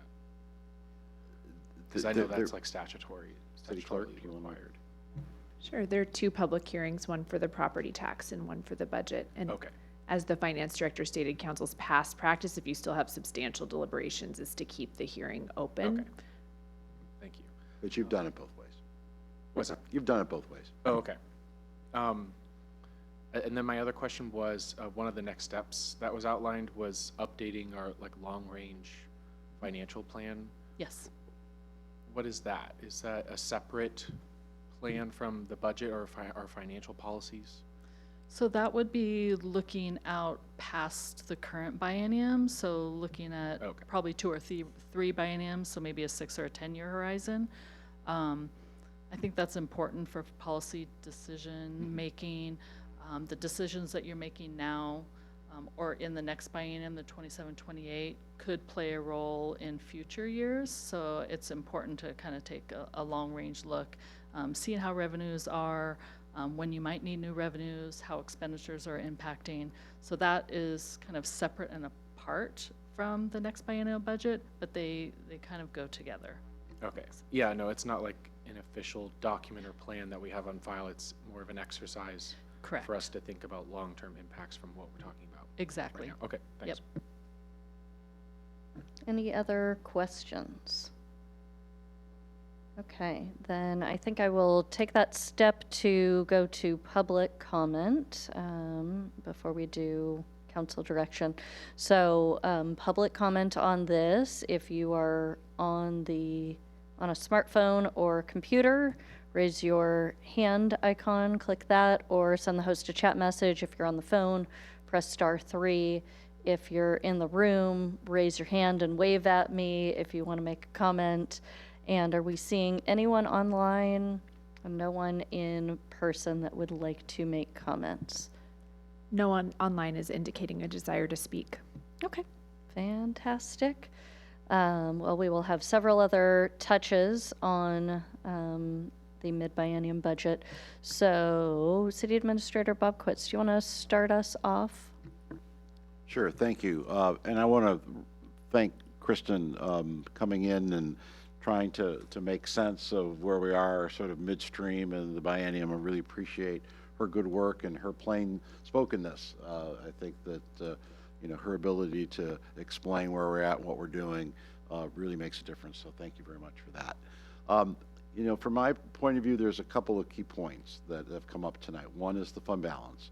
Some of the calculations that have been done, the way Kristen is, I think, looking very precisely at designated versus undesignated fund balance, I think has kind of changed the outlook of what that undesignated fund balance number is. And so the administration's recommendation is that we would take steps to bring that undesignated fund balance back up to as close to 15% this biennium as we can. And so one of the ways to be able to do that is looking at the public safety sales tax. If you could go back to the slide when we brought this to the council several weeks ago, you asked for us to come up with a plan. When you approved the sales tax last meeting, this was the plan that was included in there that covers about $2.2 million, which is what we expect the revenue to be in 2026.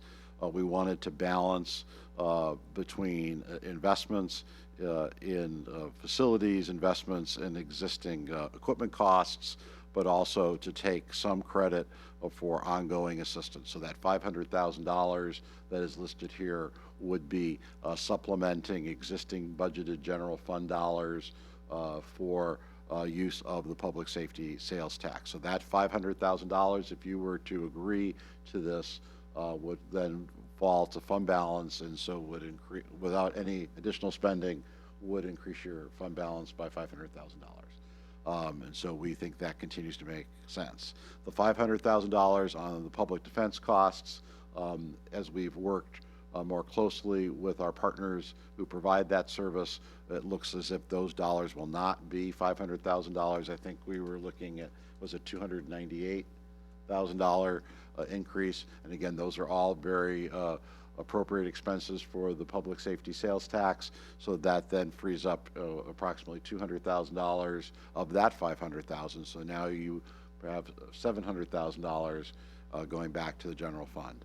So that then leaves $750,000 for facilities, $300,000 to support fleet costs, and $150,000 for capital equipment.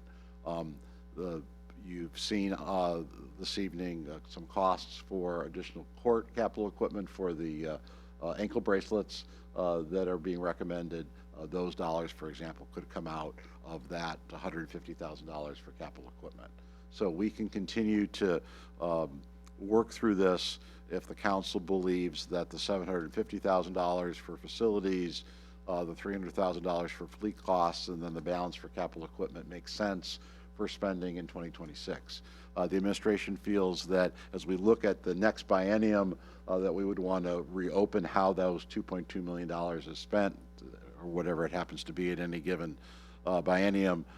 So this is just a sort of one-time allocation of the $2.2 million for 26, and we would ask the council to revisit that in future years. So I think by looking at some of this, we'll have to crunch the numbers and see just with those changes, that should make a nice dent to bring us probably close to 10%, off the top of my head, maybe a little bit more. So if the council's comfortable with that, then I think that would be the way the administration would recommend adjusting the spending plan for 2026 for the public safety sales tax. All right? Can we go back to the slide that had the other issues?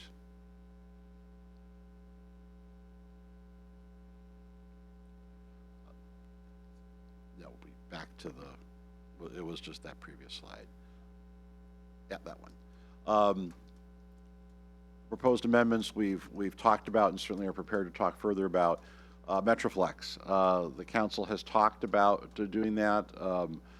Mayor Pauley has expressed her concern about moving forward with this. It becomes, I think, a budgetary issue for the city council, that if the council wishes to move forward with Metroflex, an additional amount of dollars needs to be identified to do that. You know, the council has choices. You could spend general fund dollars on this. You can also consider spending the Transportation Improvement District funds. I don't know if we have a dollar amount in fund balance handy, but between either the Public Works Director or the Finance Director, but fund balance is healthy there. And it is healthy for a reason, because the council has indicated that there are two priorities for spending that revenue. One is on intelligent transportation systems, and the other is on the multimodal project along Lake Sammamish. That project, as you know, is a many million-dollar project. It will not be built for several years, but the council's direction has been to retain as much of the revenue from that tax as possible in order to help pay for that project. If the council wishes to pursue Metroflex, you may wish to take a small portion of that tax and use it to pay for the difference portion of Metroflex, or you may choose to spend more of that tax dollars on Metroflex, thus freeing up additional general fund dollars for fund balance or other projects. So that is something for you to think about. Emergency management. We talked about this over the summer.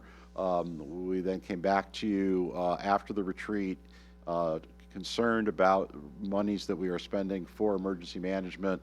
The council's direction in the late summer was that you did not have an interest in amending the budget in 2025 for additional spending, but the administration is coming back to you now, continuing to have the concern.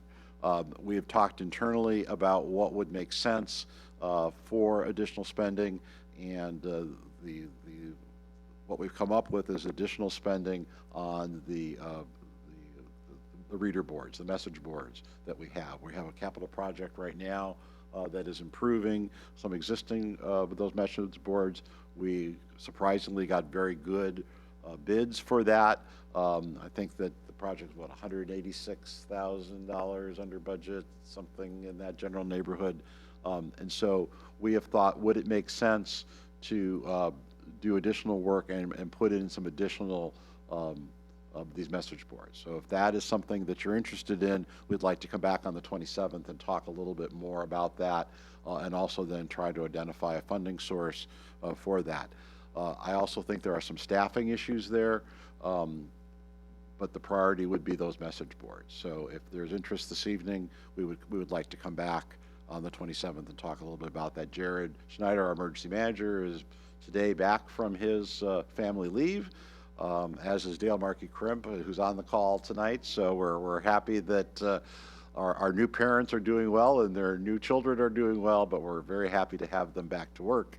And so perhaps we could have Jared here on the 27th and talk a little bit about this. And I know Public Works staff,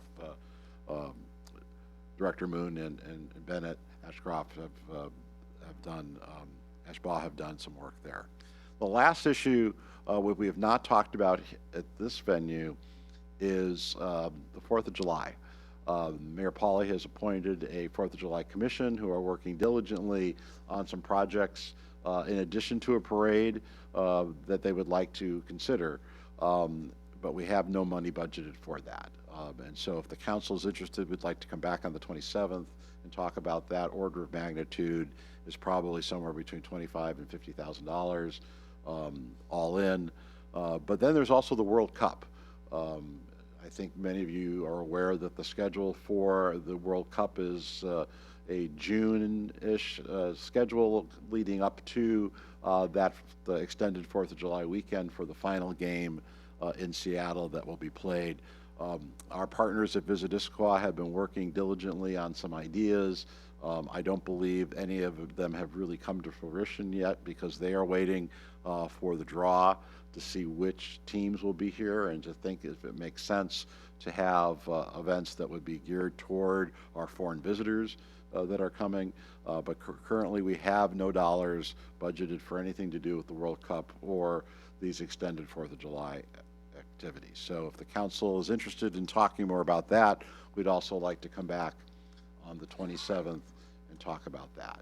So with all that said, you know, I feel that what we have, you know, is all very doable. Obviously, the $2.2 million public safety sales tax is a great tool that is allowing us, I think, to make the adjustments that we need without reducing costs, without raising other revenue. But it's kind of all tied together. And so if the council is interested in kind of the outline of what the administration is proposing this evening. We'll come back with some more details on the 27th that will help bring the fund balance closer to 15%, perhaps address Metroflex. And again, I would like some feedback on the use of the Transportation Improvement District for that as a revenue source, and then any comments you might have on the emergency management piece tonight as well. That is a great way to help us funnel kind of our conversations there. Councilmember Martz. Thank you, Council President. So I asked a few minutes ago about our financial policy and whether it is the goal in this, biennial budgets are fairly new for us. Is it the goal to get to 15%? Because it's $5 million, right? The difference between where we're at today and being at 15% is $5 million. So is that, it seems like that's the correct interpretation of our financial policy. Is that in fact correct? That is correct. And based on your feedback tonight, we'd like to come back with a proposal that gets us closer to that 15%. I don't know that the administration would be able to recommend in a mid-biennium adjustment to get all the way there, but we'd like to try. Yeah, so as an engineer, I work with requirements, right? And it's either a requirement or it's not a requirement. If it's a requirement, we should get to the 15%. If it's not a requirement, maybe we don't have to worry about it. But going halfway doesn't seem like, and I don't know under what solution getting halfway is the right way to do it. So, okay, you've answered my question. And it's a requirement based on the council's direction. Yeah. And so it is not required by any law. It's not required by local ordinance, but it is, I guess, a goal is as good a term as any. And if the council's direction this evening is we really think it's important and administration, please come up with a plan that gets us there, then we will take that and we'll work with Mayor Polly and have more to talk about on the 27th. So are we in the discussion phase or still in the question phase? Okay. So I would propose that we need to come up with a solution that comes up with $5 million. That 15% is there for a reason. This to me is at the risk, hyperbole seems to be the word of the day. At the risk of sounding hyperbolic, this is to me the biggest financial challenge I've seen in 16 years on this council. Being at 7% puts us at incredible risk that if an emergency situation came up, our funds are essentially depleted. So I would like to see us come up with a solution that comes up with $5 million, because that's what we're short. Thank you. And I will just note, if you're moving some of our dollars out into another basically designated fund, that does adjust the amount of expenses coming out of the general fund. So that $5 million may actually be adjusted because of other calculations, correct? Well, the unrestricted and the restricted are reflected separately, so that might not necessarily be true because we tried to account for those separately in the fund balance I'm thinking about the calculation. public safety sales tax. Oh. If we're taking If we're $1 applying. million correct, worth of expenditures or whatever it is and moving Yes. that to another fund, Correct. that would change the formula. Yes. Okay. I believe Councilmember Zhang and then Councilmember Ray. Yeah. I also want to echo what Councilmember Martz said. I mean, the 15% is there for a reason. Basically we have 1 month's worth of runway in terms of cash on hand. And so if there were to be, our current fund balance that we're projected to be at 4.7 million at the end of 2026. If we had another bomb cyclone and had to spend, $3 or $4 million, we would really, really be in a tight spot. So I don't think that's great. And, even if we apply 100% of the public safety sales tax to, just existing expenses, that only gets us like 40% of the way there to closing the gap. So I think we really, we need to figure something else out. I don't necessarily, just given how big the gap is relative to the size of our budget, I'm okay if our approach is kind of like, it's $5 million, we do $2 million a year over 3 years. I could be open to that approach, and I'm curious what my council colleagues think. But I do think, I mean, we're not in a position to be able to be spending on things that are outside of the budget, especially, you know, like the affordable housing study or the Pickering generator thing. I think that's one where actually we could get grants at some point in the future, and I would like to see us try to get grant funding for those types of projects. To your point on the World Cup stuff, I think we have a restricted fund that is specifically for those types of things called the Lodging Tax Advisory Fund, the LTAC. So I would love for us to put that in that fund, not the general fund. Just another point, I strongly support creating another separate account for the affordable housing sales tax. I think the fact that we've commingled those funds is probably part of the reason why we're in this weird situation. But yeah, I think this is, it's not a great picture, but I'm very grateful to Director Garcia for giving it to us straight. Okay, Councilmember Ray and then Councilmember Cho. To a little bit amplify, we put the financial policy in place for a reason, and part of it was to make sure that we were true to ourselves and recognizing that you want to have some kind of buffer. And when we did the last round on the financial policy, there was a small minority of one who actually wanted to see it be a bigger number, because I think 15% is the low end of what we should have. So I really think we have to find a way to be, if we are going to be good stewards and proactive in our management of the budget of the city, we have to find a way to stay within the rules we set for ourselves. And it's, you know, it's one of those things where we could just say, well, this case it doesn't count, and then the next time it wouldn't count, and then we would have a financial disaster. So it's a moment for discipline, and I think we just need to do that. I am very excited about taking some of the unrestricted or the restricted funds out of the general fund, because it does muddy things up, and they probably never, no casting of aspersions, but never should have been mingled in there. That was originally intended to deal with a very small sliver of funding related to leave balances. That was why we created that restricted fund, and now it's as big as the general fund. And that's not good practice. So do that, but then let's find a way to find that 4.5 million maybe is all it is, because we'll do the adjusting of the denominator, or is it the numerator, whichever it is, and so yeah, we'll adjust the rates. So that's my take on it. But I think we have an obligation to the people who live here to have the discipline to stick with our own policies. Councilmember Cho. Thank you, Director Garcia and City Administrator Bobkowitz, for putting this together, putting it in terms that we can hopefully understand and digest. Do appreciate that. I think emergency management and the World Cup are a little bit interrelated. I think we should do more for reader boards, because the World Cup is going to impact us whether or not we have events in the city or not.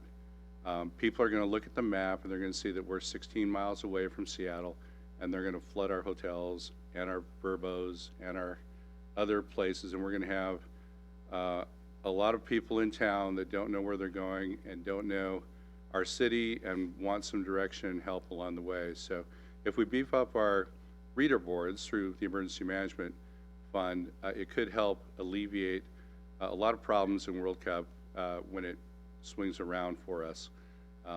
The city of Redmond spent an hour and a half to 2 hours last week talking with fire, police, planning, human services, all their different departments about what they were going to do for World Cup, because they're a terminus for the line.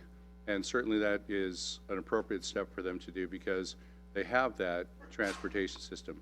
Our transportation system isn't as developed, but I can see people still streaming here and coming here for World Cup, and we should be prepared and ready to go. No matter who's playing, you know, it's not really going to make a difference. The crowds are going to be here.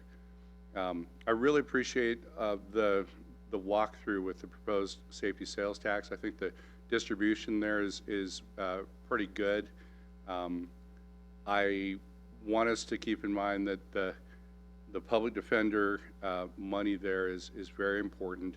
Criminal defendants have the right to an attorney under, and it's a constitutional right. And so we need to make sure that we are doing everything we can to make sure that our courts uphold that right for them and make it a court that is really justice for all along the way. So I really appreciate you putting money aside and planning for that rather than having it be a secondary thought or a add-on thought along the way as we go.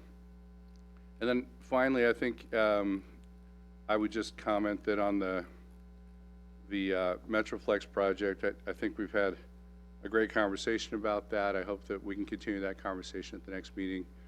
Want to make that work for all parties and see if we can still have that be an asset for our citizens, and would urge my colleagues to take a close look at it when it comes around on the 27th.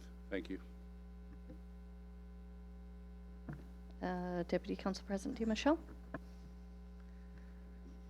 I agree with the comments about the 7% balance being a risky one. There's always a struggle between what we keep for a balance and what we spend on services for our community. And so I would agree with Councilmember Jang's proposal, or I would be okay if we got halfway there this year and then got the rest of the way next year. We could phase it in. I think that would work. And I had something else to say. Oh, the World Cup. A letter just went out today and was just sent to you earlier, or will be sent by City Administrator, signed by myself, Karen Howe from Sammamish, and Neil Black from Kirkland, and signed on by 16 other cities, requesting that Metro focus on the east side, which they have not done, to help improve our preparation for the World Cup. And again, the sample that was given there of Redmond doing a lot of work, but it's not coordinated across the east side, and that is exactly the concern we have, is that people will be coming here, going to Airbnbs, and those kinds of things, and there's no additional transit planned. And so we would like to have a bigger focus from Metro and more support from the organizing committee to bring better transportation planning to the east side for the World Cup. So we will hope that that voice is heard, and I think it obviously is very much needed, and we need something at a higher level that helps us all get together for the World Cup.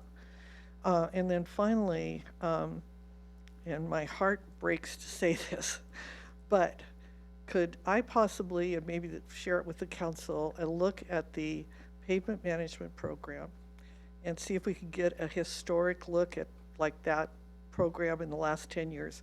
One of the reasons when I ran for council was to make sure we were doing very well on our pavement management program, but we have done very well, and I'm just wondering if we could look at that budget and see if there's places where we could trim and move that to our ending fund balance. I'm going to cry over that one. But we are looking for money. We're looking for $5 million, and that is one place where we've done so much, and I see such really great roads and beautifully paved roads, and maybe we need to pause a little bit there and see if we could trim that budget just a bit. So that's one request I have, is maybe by next week or the week after, we could just have a historic look at where have we gone over the last 10 years with that program, and how much have we been expending over the last 10 years, and is there anything there that we could trim? Thank you. Councilmember Hall. Yeah, I mean, happy to have the discussion on each of these items in the coming meetings. A couple somewhat initial reactions on some of these. The public safety sales tax, we adopted that ordinance at the last meeting, right? And I'm glad we have numbers and kind of categories. I'll just put in another plug that I think we should have some more substance to that too. Something that describes, something that looks more like a planning document that the city has in terms of here's the current environment of why it's challenging to fund public safety in Issaquah. Here are our goals with this funding. And then the kind of table that you've already outlined to us before as a way, as a benefit to us, but also as a way for community transparency, for us to have conversations with community and for that to just be kind of upfront. Perhaps that could just be an element of the mayor's budget letter. I can't remember if she does a letter for the mid-buy or if it's just the start of the biennium, but or an attachment to the mid-buy or something like that. But something that we can use to communicate with community and write down kind of our thoughts and be specific about those there. The TBD, so when it comes to Metroflex, even considering touching the Transportation Benefit District fund balance, just like really concerns me. So if we were to do that or consider doing that, I would just want to make sure that we get, and this is very challenging, but as clear a picture as we possibly can about what potential payments on debt service would look like for the Northwest Sammamish Road, to just give us some semblance of confidence that we would have enough, even if we were diverting some of that to potentially Metroflex, to be able to also fund debt service on this very important community priority we've all talked about many, many times up here. So that's just kind of where my head is at there. Reluctant, but open to have the conversation with more details. And then I agree with getting as close as we can to 15%. I think Councilmember Bray makes a good point about, well, and others, makes a good point about being disciplined. So challenging policy trade-off conversations to come, I suppose. It also makes me think that, like in our financial policies, if we call out whether that 15% target is specific to just general fund balance, or do we need to amend it to change it to be unrestricted general fund balance, just so it exists in policy, and that can happen at another time. But just wanted to throw that out there too. Those are my initial thoughts. Okay, I'm seeing another Councilmember Chang.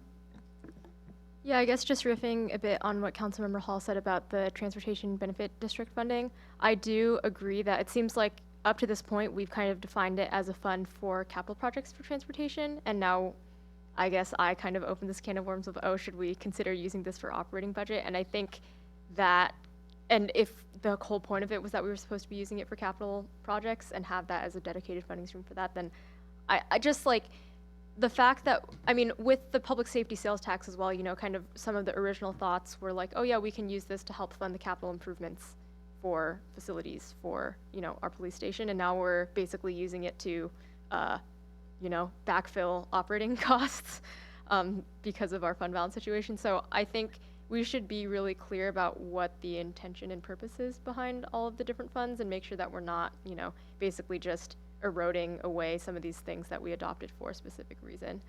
I also, you know, just on the whole, like, we cut 12% across the board in the last biennial budget, and then somehow we're still, like, in this position with the ending fund balance. So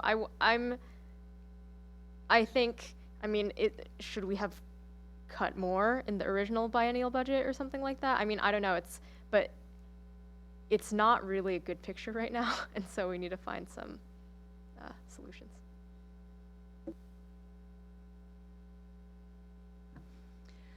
Okay, my feedback. I think toward Councilmember Jang's point about, you know, where we are now versus where we were when we adopted the budget, I'd like to get a better visual of, and I say visual because I'm not a numbers, I need the numbers, but I also need to know what the flow was. But I know some of this comes from, you know, our 2024 ending fund balance being lower than anticipated because of the bomb cyclone and other things.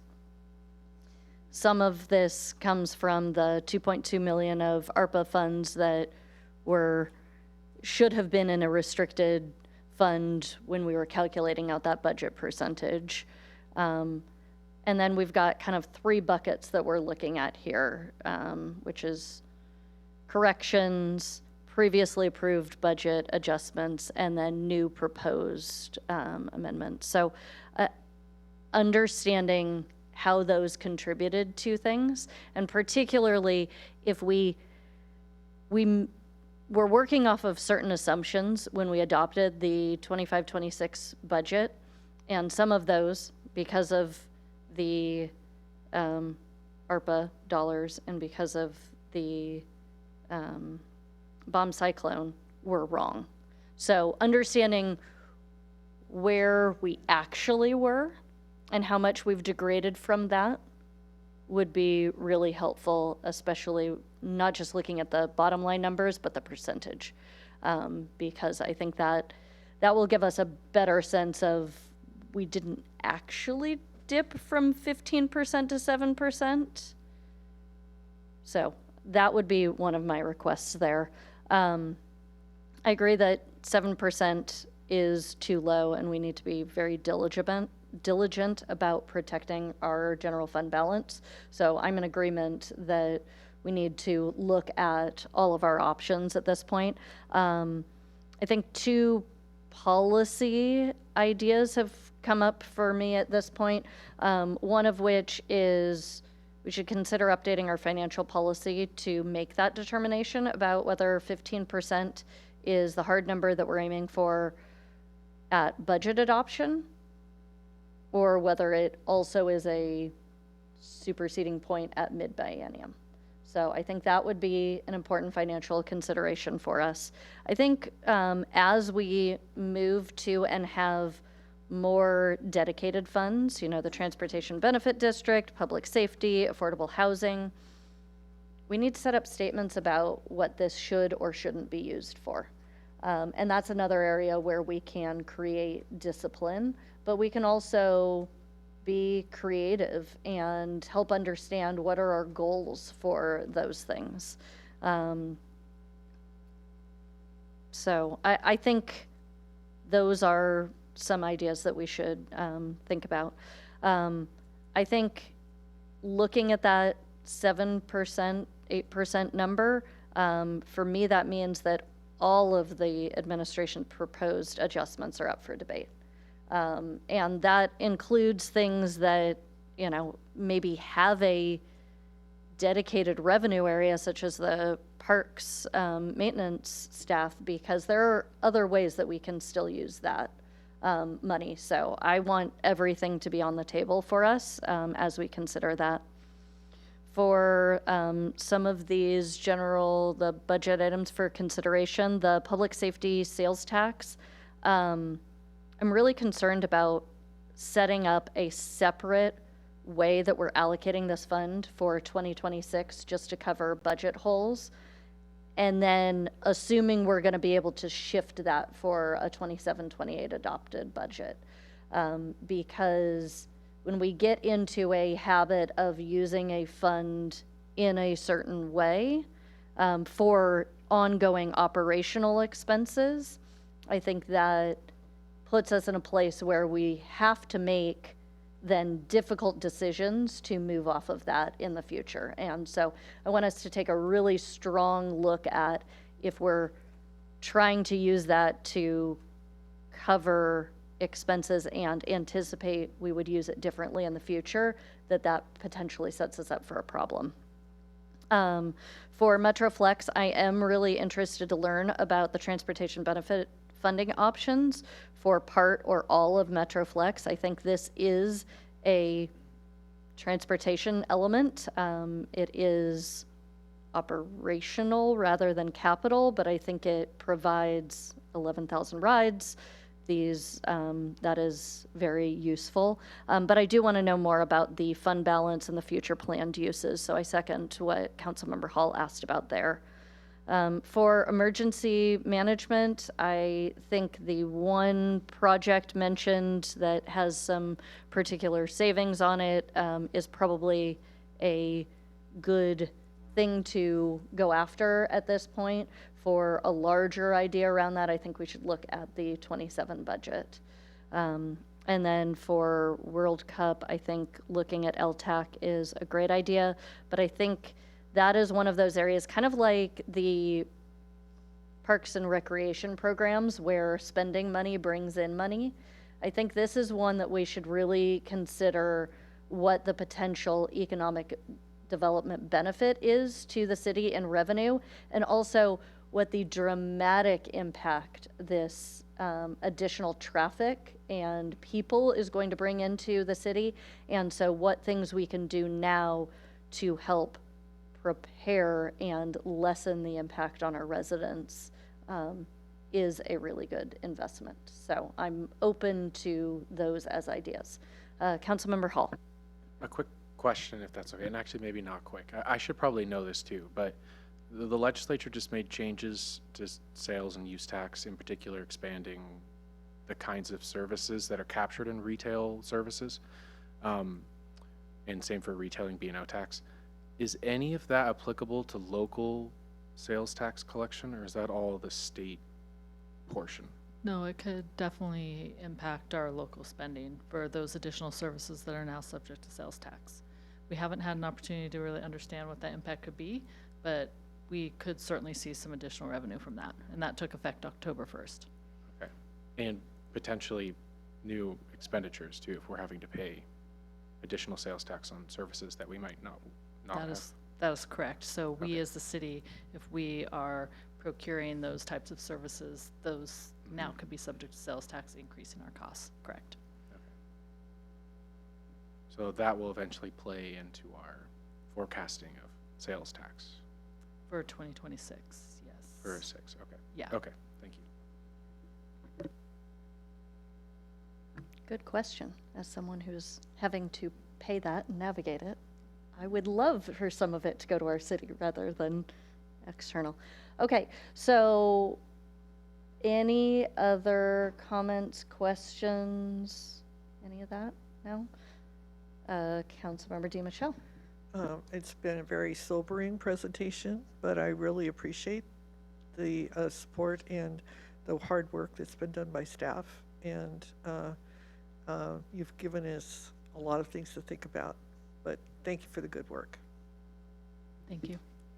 Yeah, I will second that. You know, we are still new to the mid-biennium budget, but I think our council has always been very diligent about ensuring that we are doing the best for our residents and protecting our budgetary options. So thank you for that. Do you have what you need for the next round? Okay, fantastic. Well, thank you for pulling all of this together in this way and helping us work through some of these pieces. Very much appreciate it. So looking back at our agenda, I believe we have good of the order. Deputy Council President DiMichele.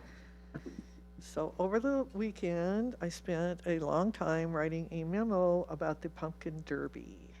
And would you all check your emails, and there are some options given there for when we can get together to decorate our pumpkin, and some strategic planning that needs to be done because we are in it to win it this time. And so I need all hands on deck. So look at your email, get back to me about when you can help, and we're going to do it. Oh, and I also said that there's an option there. We need a theme. So if you have a really classy theme to suggest, please send it to me as soon as possible. And I will let Deputy Council President DiMichele take that one on. If you want to take it to the win, go for it.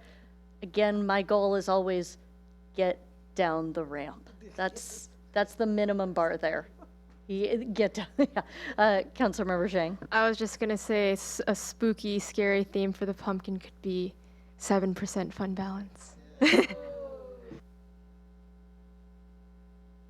Yeah, we did. One year we put all of the funds, all of our budgetary documents on there and everything. Yeah, it was very exciting. Yeah. Okay, I think with that, we will adjourn the meeting at 8:55 p.m. Thank you very much.